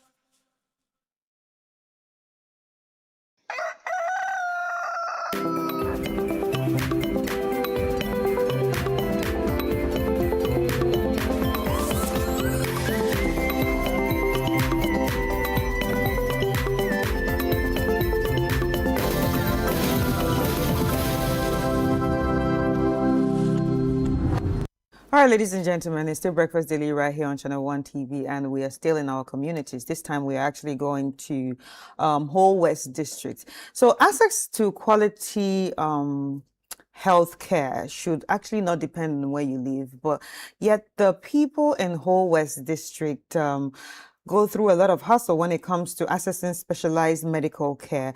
And the health authorities, they are actually sounding an alarm right now, urging that there should be investment in healthcare infrastructure to improve access to specialized medical services and to reduce the growing number of referrals to hospital outside the district. We have a report on this, and this is filed by Selassie Agor, who is our Volta regional correspondent. Let us watch this report, and when we come back, we'll have a conversation with him and to those who are in place of power. The limited capacity of health facilities in the district has forced many patients to travel outside Whole West for specialist care, increasing the cost and burden of accessing health care. For many residents in the largely rural Whole West district, accessing specialized health care remains a major challenge, with inadequate facilities forcing patients to travel long distances for treatment. Health authorities say upgrading healthcare infrastructure and equipping health facilities across the district is critical to improving access to quality healthcare and reducing unnecessary referrals. Despite efforts to improve healthcare delivery, health authorities say inadequate infrastructure continues to hinder access to specialized medical services across the district. Acting Health Director for the Whole West District, Stephen Gunu, spoke to Channel One News. As a district, we don't actually have the luxury of a district hospital. At best, we have a polyclinic, which is under-resourced. We don't have a theater within the polyclinic.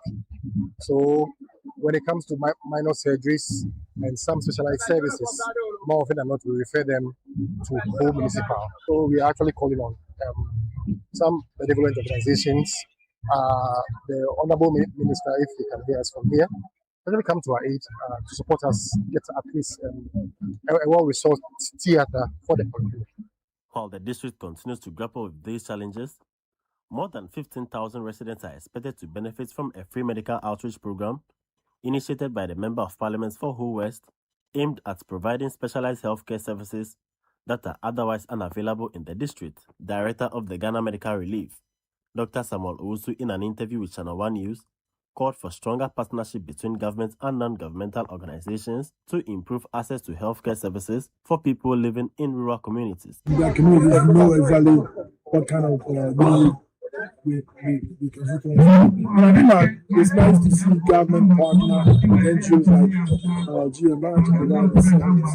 Whatever community leaders can do, whether they're MPs or regional ministers, to collaborate with NGOs and bring care to the communities that are suffering and beneficial to the.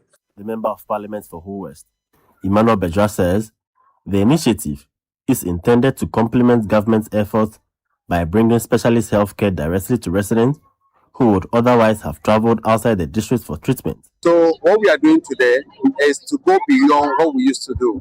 We will be doing surgery. In the past, we don't do surgery, but this one will be doing surgery.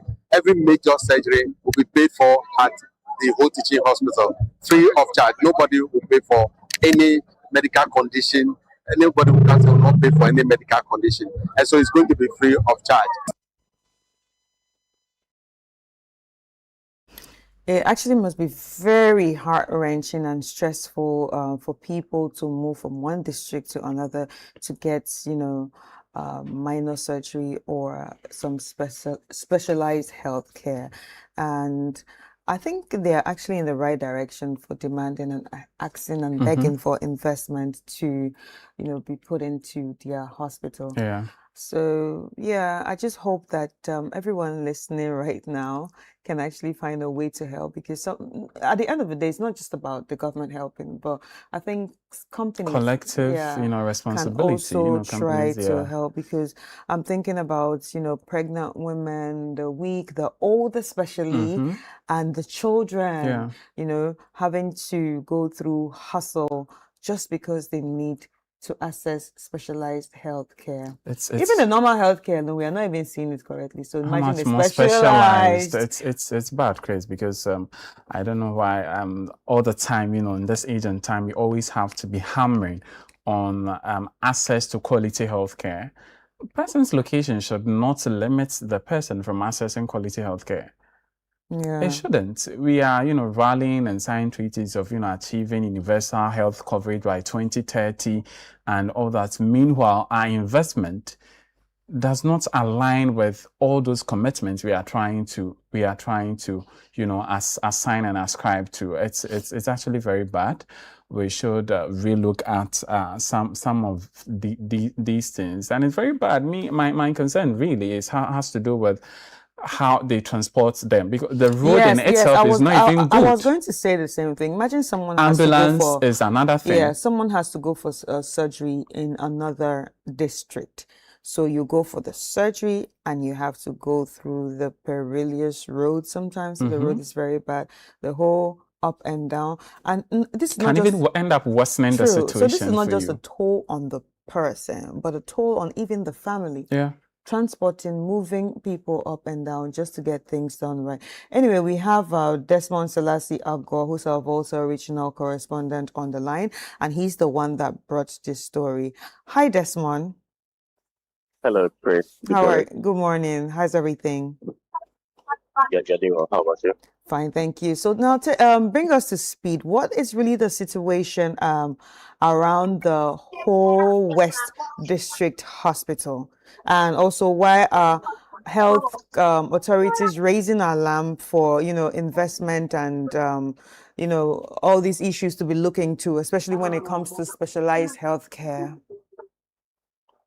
All right, thank you. So, Go West is one of the longest districts here in the Volta region, stretching from Dededo all the way to Puma, and also some parts of the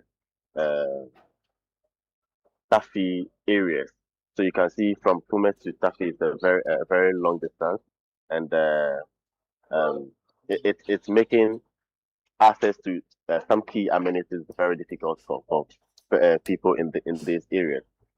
Through Amejofe, Zane, Diakpa, all the way to Jolo, and to some parts of the whole central, the whole municipality, all through to Akrofu, all the way to Dededo. So this is one of the elongated districts here in the Volta region. Right. Talking about the health issues, we have several scattered SIP compounds and polyclinics in the district. We have only one polyclinic in Peje, sorry.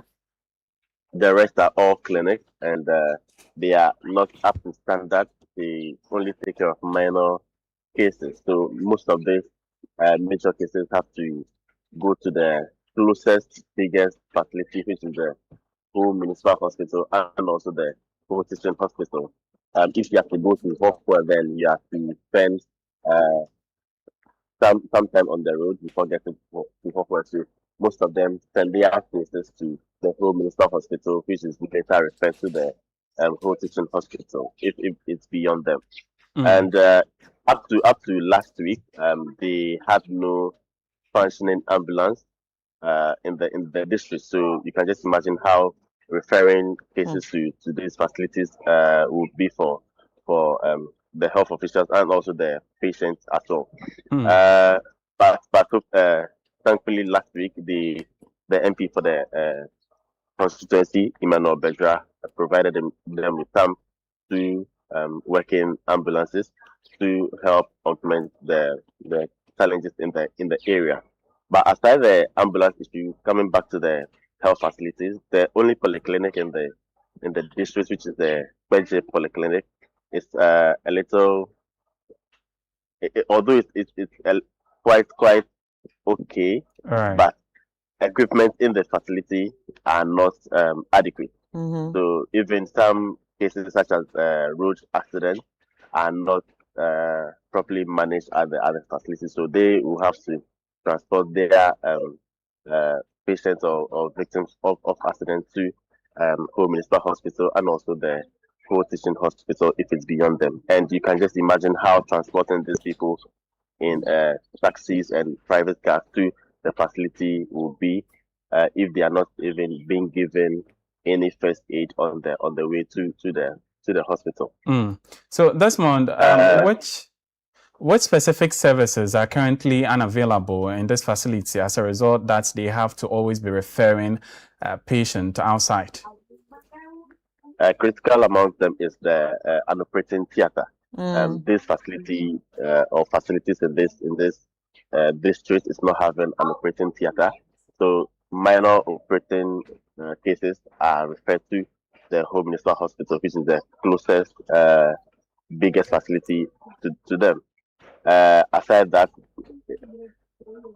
let me just put it that the only cases they are able to manage is malaria, those common ailments in this area. They are the only cases they are currently being managed at the facility. Aside that, the ones above them are all not being treated at these facilities. And so did you encounter patients or maybe family members who had come to see their relative of the facility, and what are some of the concerns they raised?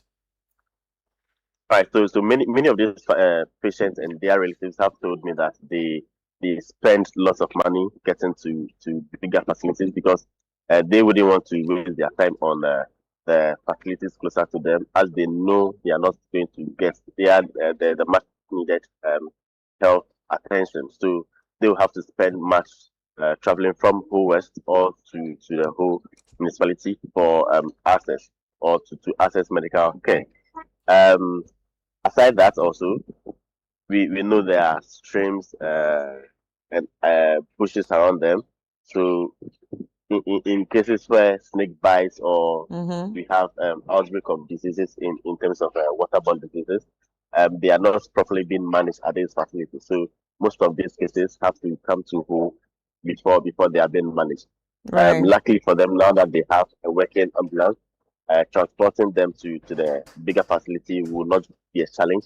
But their concern now is how this facility should be upgraded to a much bigger level, or maybe a district hospital, to enable them have cases treated at their facilities, most especially the operating theater. Right. So beyond the infrastructures that you've just mentioned, do they lack any other infrastructure, or are there some challenges also that needs to be fixed there, like example, staffing?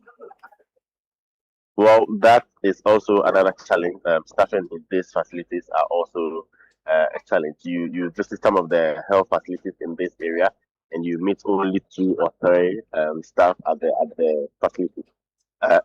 Also, because of the inadequate accommodation in these areas, most health workers are not willing to go to these communities, also due to the roads, nature of the roads, water, electricity, access to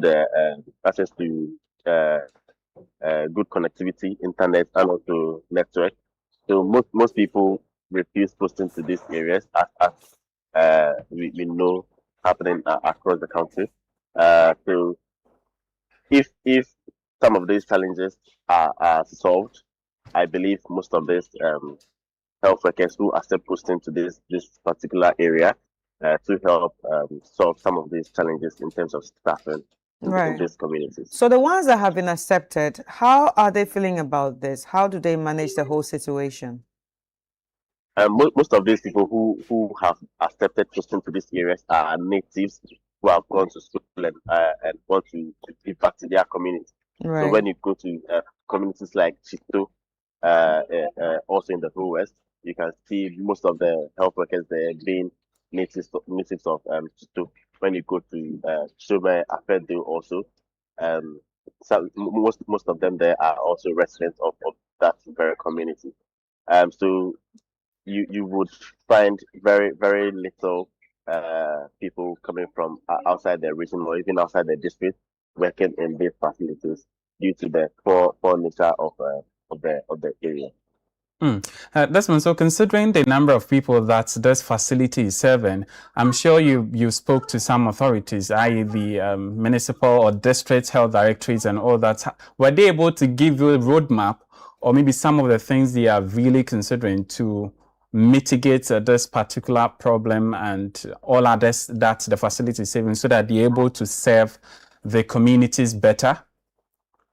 All right. So the district health director, acting district health director, told me they in the past have partnered with some NGOs in terms of health outreach, and also just recently we've seen what the MP is doing in the area where he has brought some health practitioners to come to the districts on a 5-day tour to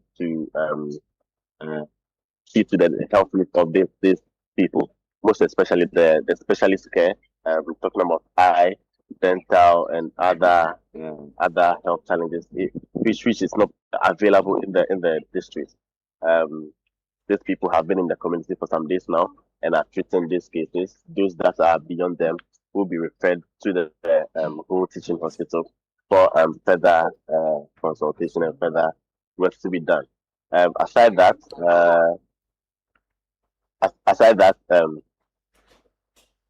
the ambulances provided for them are going to help them greatly, because they are along a highway from the Ho to Accra highway. You see most of these Ho West communities there, and also from the Ho to Hofwe highway, you see most of these communities there. So road accidents have become one of the challenges for them.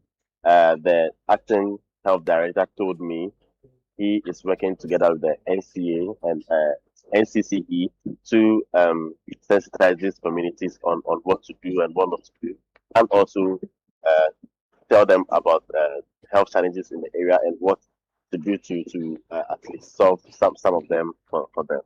All right. Fine. Thank you so much, Desmond. It's been nice talking to you. So, ladies and gentlemen, we'll be speaking to Desmond Selassie Ago, who's the Volta regional correspondent, and he brought this story. And we want to appeal to anyone that can help. This is not just about the building, the infrastructure, and things in it, but the main reason is about saving lives. That's the goal, to save the lives of the people. These are people who need specialized medical care, and the only way they can do that is they have to travel long distance sometimes. So to cut this short, we are also, joining them to appeal to benevolent individuals or companies to please assist them. But I want to say a very big thank you to the MP for actually giving them very timely intervention. Yes, especially with the ambulance. An ambulance, yeah. So thank you very much, sir. Thank you very much for what you are doing for what you're doing for the people of more of that should come. West District. But ladies and gentlemen, this has been our community segment, and I hope you enjoyed it. Remember that you're part of the story. So send us all the information that you want us to know when it comes to your communities, and we can come there and visit and also tell the story here for you to get some help. We'll take a quick break, and when we come back, we are going to be talking about the biggest event that is about to land in the city. And that is what? This is Ghana Exhibition 2026 edition. You don't want to mix it, right? Let's take Stay a tuned. break.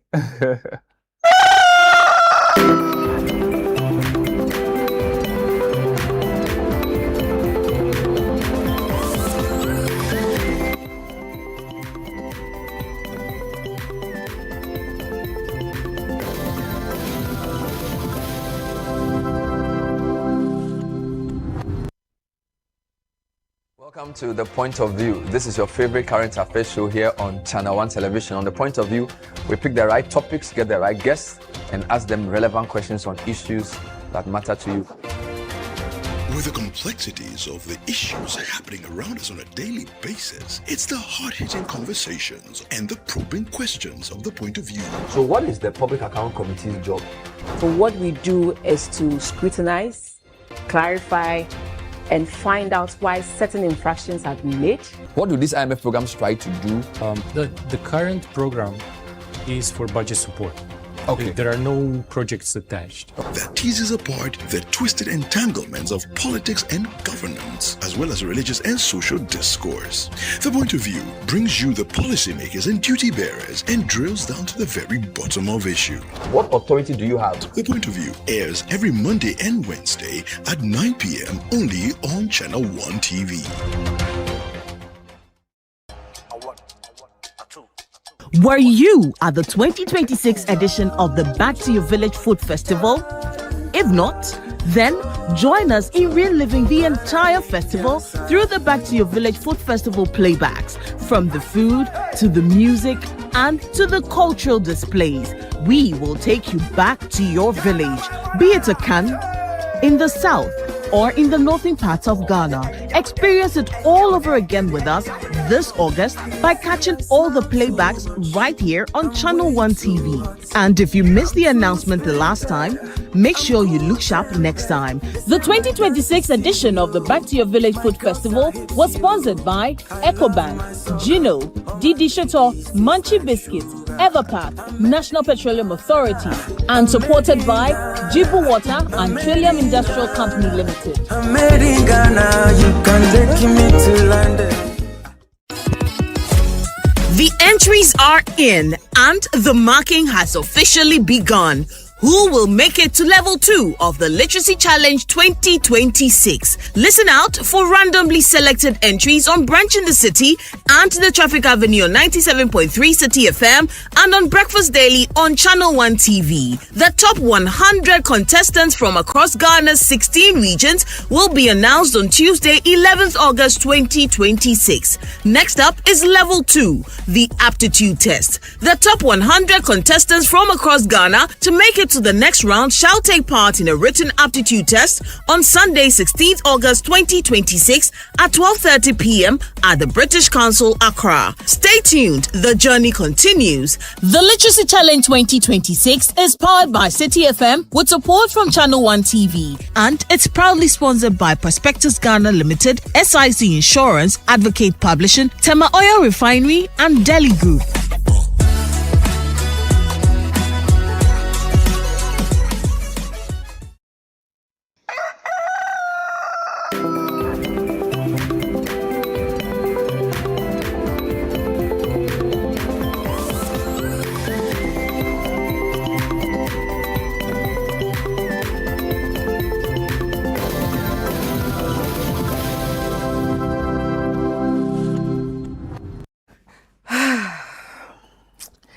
I was excited about this conversation. I'm still excited about this conversation.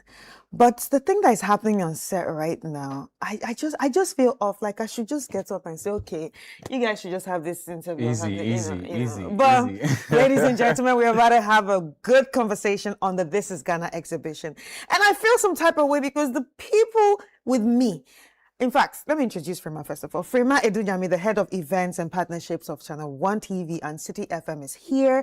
And also, she is rocking a fugu in a way I've never seen before. And she is matching with Wahab. Of course. That's why I feel sad. But to make myself happy, I'm trying to tell them that although they have all the, the colors, repping Ghana and everything, I can be the black star. Really? Yeah, you are. Yes, I'm the black star. The juries are out there, they will judge. I'm the black star.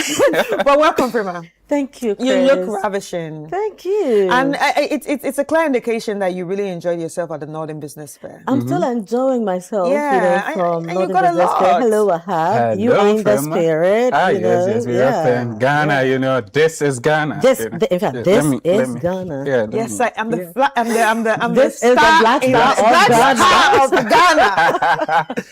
But you're welcome. You're welcome. Thank you very much. But how was it? I mean, we've not spoken since you came back. How was it?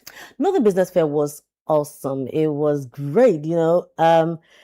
I went to Tamale. With a mindset that okay, so apart from going to work, I'm also going to do my own shopping because I really enjoy Northern Ghana for some funny reason. I really love it because I feel it's a whole different kind of culture, a whole different tradition. Things are very different. When you are in Northern Ghana, it doesn't feel like when you're used to being in the South all the time, you feel like you are somewhere else.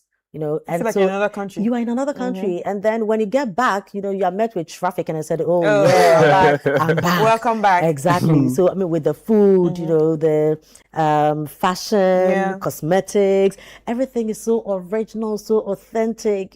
Down here, it feels like everything is diluted. Everybody wants to triple profits and all that. But in Northern Ghana, people are very, very God-fearing. So they have mercy on us. So they give us the original everything original at thing. affordable prices. Yeah. So Northern Business Fair was beautiful. I'm excited for you. And if it you don't- still if- seems if to you be in the don't- mood. Yeah, because this outfits. If you don't see it again, I'll forever see it. So trust me. This, I will see it, and it's different. So you can really tell when you get there.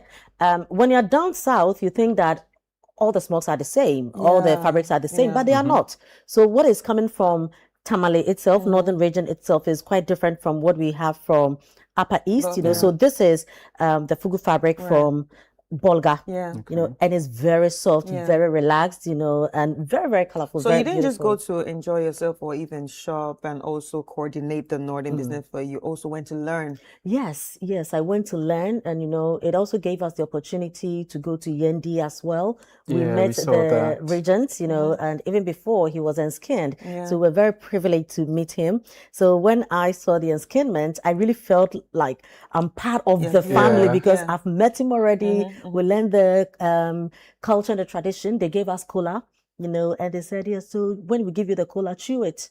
You don't drink cola? Well, no, but they said yes, the woman come. So What was they it? Was gave it us to welcome you or to welcome okay. us, to welcome us, because tradition demands that when you get there, they will give you, instead of water, other places will give you water. They give you cola as a sign of welcome. And just as when you are given water, you have to drink. When you are given cola, you have to chew, and you have to chew with a smile. Wow. I'm just imagining how you chewed this. I can imagine. How many did you take? A piece. Just a tiny bit. Yeah, so I chew it. I was like, oh, thank you. It's nice. But it's good for your stomach. Really? Yeah. I didn't know. Yeah, it's good for your stomach. It was one of the things that healed the American rapper Meek Mills that came here. He tweeted about it. It healed his stomach issues. Okay, so just chewing it. I think he did that one that they put in water. People cut cola and put it in water and drink the water. Okay. Yeah, so it's But healing. cola can be very addictive. Yeah. So you chew it and then it's bitter. But after a while, you feel like become used to it. You become sweet. It's an acquired taste. So if Right. you get it, so I chewed the cola. Okay, now I know what to give you on your birthday, like a pack of cola. Oh, come You on. won't do that. No, she wants food. Get a nice Exactly. food. But now let's get into the Yes, conversation. yes, So we have yes. another exhibition, and this is Yes. one of the biggest exhibitions that we see every year in the country, and that this is Ghana exhibition. Right. I'm very excited about it because this is one of the exhibitions that I like to feel like, this is the whole marketplace of Ghana. Yes. One-stop center. Exactly. So I always say that this is Ghana. You can live your life here, because from food to cosmetics to Everything someday. beddings to education to banks to agriculture to cars. So you come in, you dress up, you are bathing, you are dressing, you are getting money, you are moving around.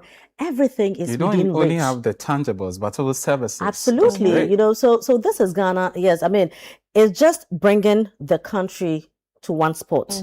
So it gives you an idea of who we are as a people, because with our identity, it comes with our food, it comes with how we even interact and all that. And I was saying earlier on City FM this morning that, look, we are very happy people because Very, very happy. in this country, when people are even going on demonstrations, when we are angry, going on protests, we go with brass band. Yeah. Yes. We are the only people who are extremely angry. We say that the electricity people are not working, that these people are not working, but we are going to present our petition to the minister, Singing and dancing. we are singing and drumming, and DJ is there. We are dancing. When we finish, 1,000 people go and present one letter, and when we are done, we come and sit down and we eat kinky, we do everything, and we go home. And I can bet you that 90% of the people don't even know what is in that letter. Absolutely. But this is who we are as a people. We love ourselves as a country. And so this is Ghana is bringing every industry, every sector. So once you get there, with your education, with your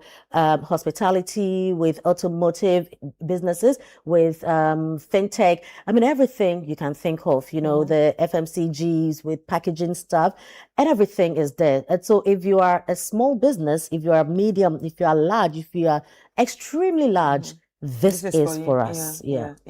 And since you went to the north, I mean, do you think some of them will be coming?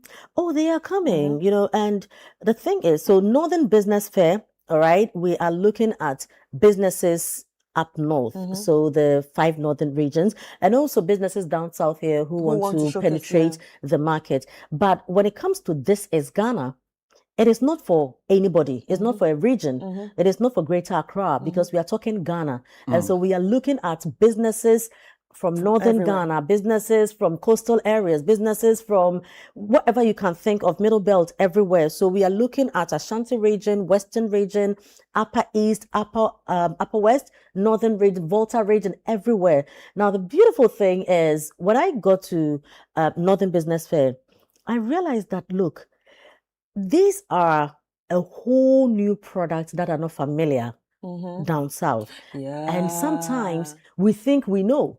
You know, I had to go from one stand to the other just to start feeling the fabrics, to see, because they said they are different. I was like, no, they are not different. Like I mean, that's fugu is from fugu. Gaboya in the Savannah region. So it's different. You see, but you would think that if you are here, you would think that they are all the they same. are all from northern region. Yeah. And sometimes everybody thinks that when we talk of, fugu, northern region. But no, we have northern region, we have Savannah region, we have Upper East, we have Upper West.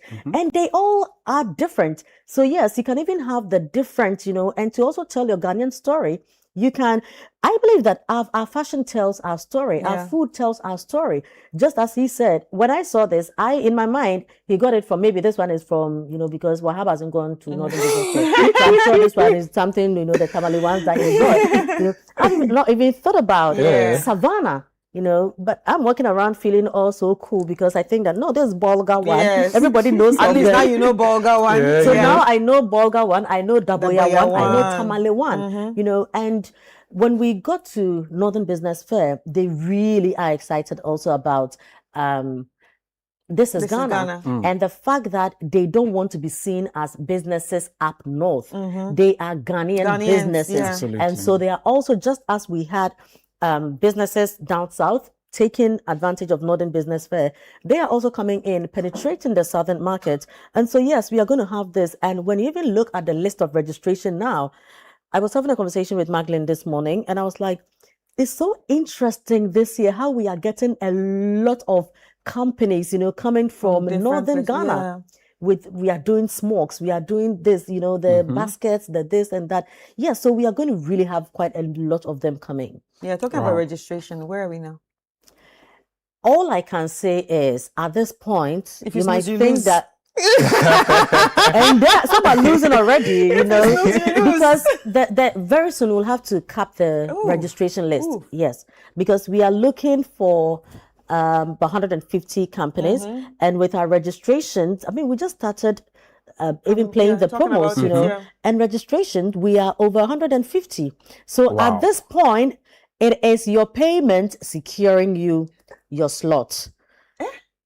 So those who think that, it's at the end of the month, and so we are waiting and all that, well, I'm sorry, but you might miss it. Yes. So you're snoozing and you're losing. So you're hearing that if you snooze, you lose. As a result, don't just register and pay so that you're able to secure your spot. It's happening at the end of this month. You don't have to wait and miss out on that, expensive platform to showcase your products, made in Ghana products to the whole world, Ghana and the whole world, by extension. Well, so what, again, we don't just bring them the made in Ghana. Of course, there will be some other. So what, again, should patrons expect? Right. So the name of the program is This is Ghana. And so it is, we showing ourselves as Ghanaians. We are happy people. I always say this, Ghanaians carry parties with them.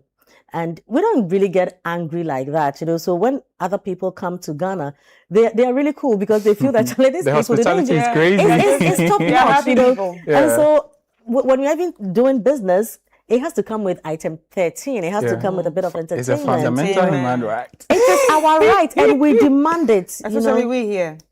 It's always all right. We work hard and we party really hard. Hard. So there's no dull moments when it comes to Channel One City event.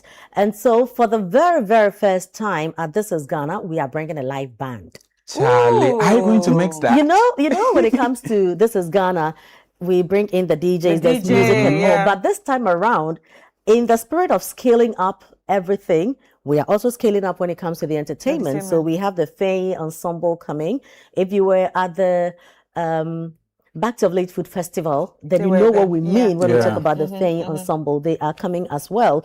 We also have the Kids Corner because This Is Ghana is a family affair. So it's a weekend, a complete package weekend for 29th and 30th of August, Saturday and Sunday. So you are coming in, and when we really want to show off, we do it very large because we believe in huge family system, so we have the mommy coming, we have daddy coming, we have aunties coming, we have the children because we need to let them develop the taste of Ghana. Yes, they have to understand that, so we don't have to leave them at home.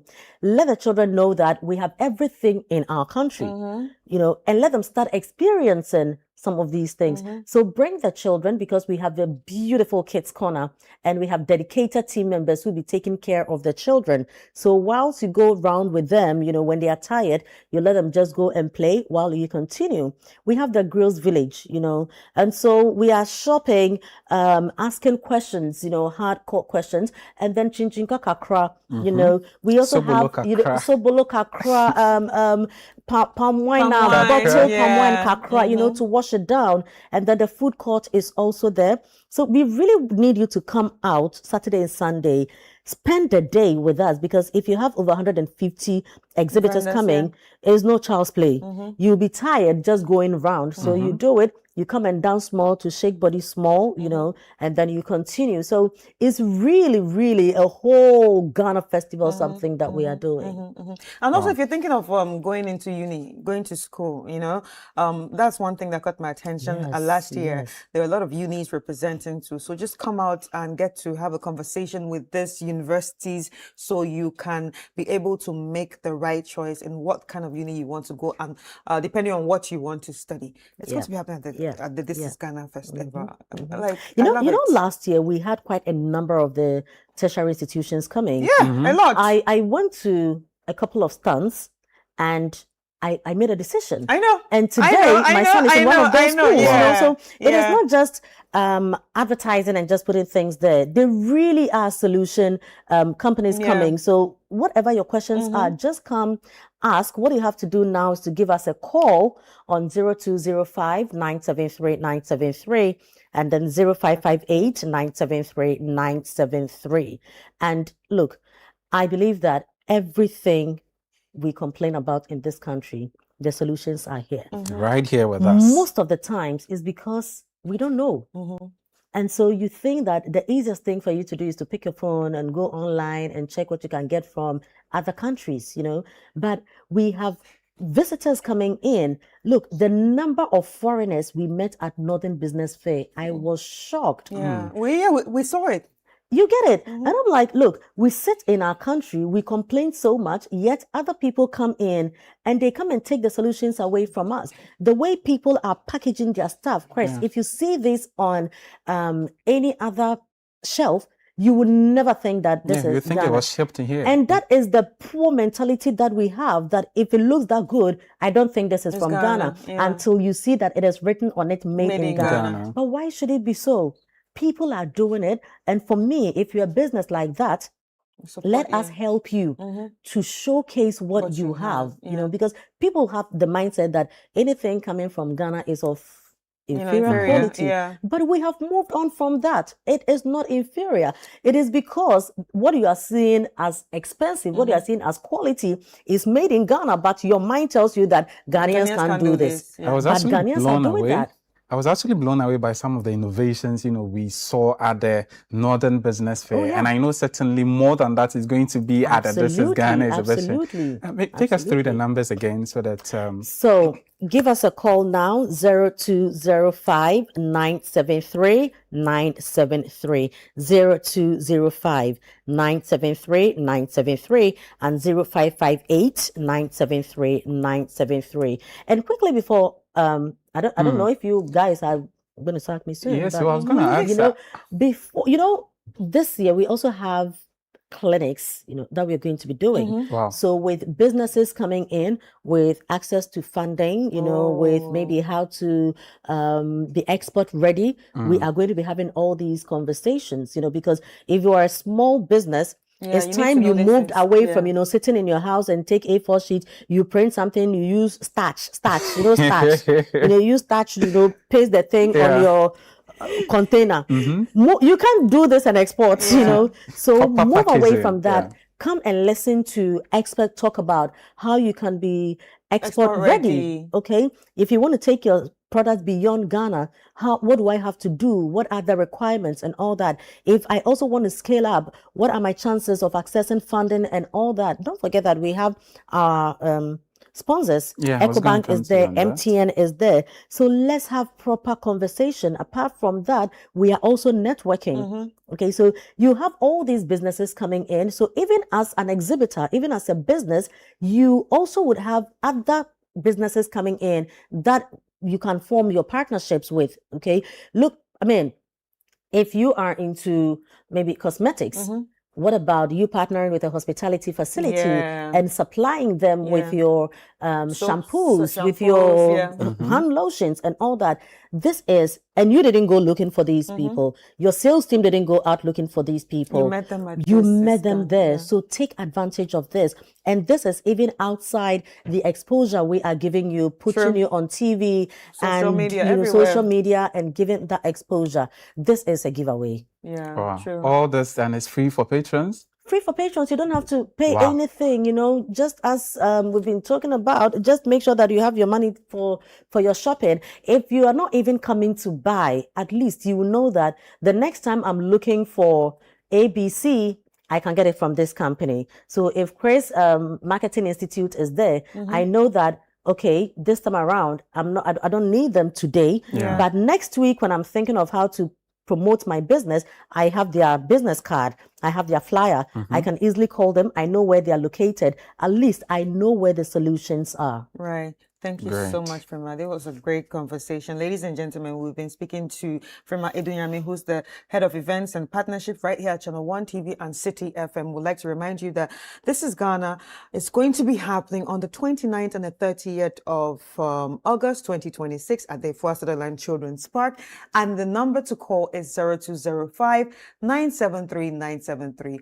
Or 0558 973 973. And you heard Frema say that we have over 150 companies who have already made calls and made their intentions to be part of this. But what will get you a spot is you paying up for your space. So if you haven't made payment yet, please make payment, because if you lose, you will snooze and you will watch it on TV, because we'll show you.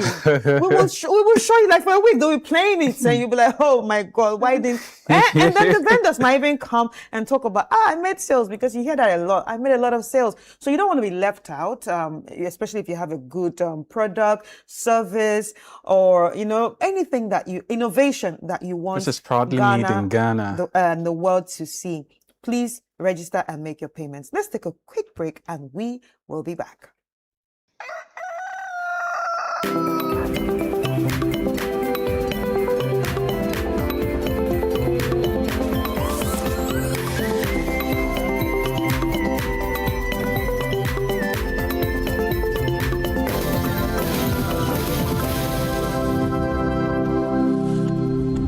Friday is set.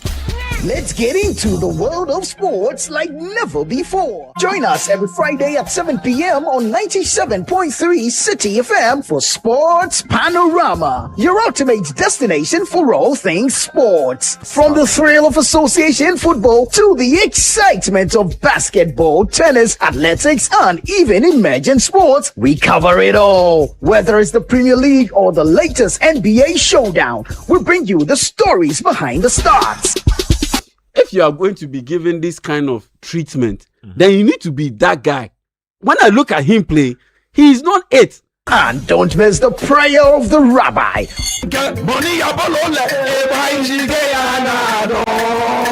We're not just about the games, we're about the community. Kaleda, you two guys, we love you all, yeah. You guys be hard guys, because See, before we go sign in, we had almost more than 200. Or when it's time for Don't Call Me. It's Don't Call Me time. Tune in every Friday at 7 p.m. only on 97.3 City FM. Sports Panorama, where sports come alive. Sports Panorama, your weekly sports fix. Don't miss out on the action. Sports Panorama. Catch the excitement every Friday.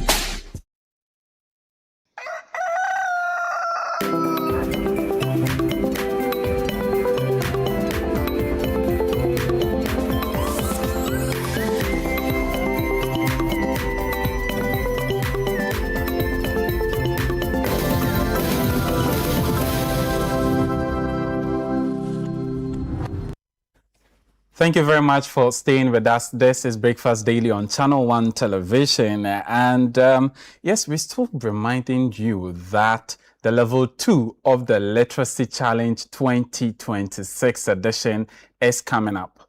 It's coming up. So all of you who sent your entries to us last month, stay tuned to Channel One Television and also glued to City FM and all our social media platforms, because we will be updating you. We will be announcing the 100 people who would sit for this particular test. Yeah. A test to, push you to the next stage of the competition. I don't know, you don't want to miss it. So you sent us your contact details, and those are the channels that we're going to engage you until hello, you have made it to the next stage of the competition. So on 16th of August, 2026 at the British Council here in Accra, exactly at 12:30 Channel One time, not Ghana man time, 12:30 p.m. We're going to have the aptitude test for the level 2 of the competition. Chris, and that's the interesting part of the whole competition for me, because we get to know really what the contestants are about. Test their level of critical thinking and how they're able to think on their feet, because yes, it's not. It's a great one. Like the name implies, an aptitude test. There's going to be a bit of everything. Yeah. And of course, since you have handwritten your essays, this is actually also going to be like a test to know that, okay, let's pick your brain. Let's pick your brain and see what you can do beyond what you actually wrote. And also I like the fact that there are a bit of practicals, not just writing, yeah, but a bit of practicals to where you can use your hands to do demonstrate stuff. So this also brings out the creativity in you. So get ready for it. Like Wahab said, it's going to be happening on the 16th of August, 2026 at 12:30 p.m. at the British Centre. And you definitely do not want to miss it. That's why we're always telling you, please keep your ears glued to 97.3 City FM and Channel One TV. And we will get to announce the names right here. And also stay glued to your phones, because you will get the calls too. Ladies and gentlemen, this has been a very exciting episode of Breakfast Daily this morning. I want to say a very big thank you for joining us. I hope you enjoyed it. And please feel free to send in your stories when it comes to your communities, especially when it comes to highlighting certain problems that you want to be fixed. Send it to us and we will get to talk about it right here on the show. My name is Chris Carter. And I am Wahab Abdul-Razak. Thank you very much for staying with us throughout to this point. We're going to have a blissful day and continue enjoying the rest of our programs. Bye.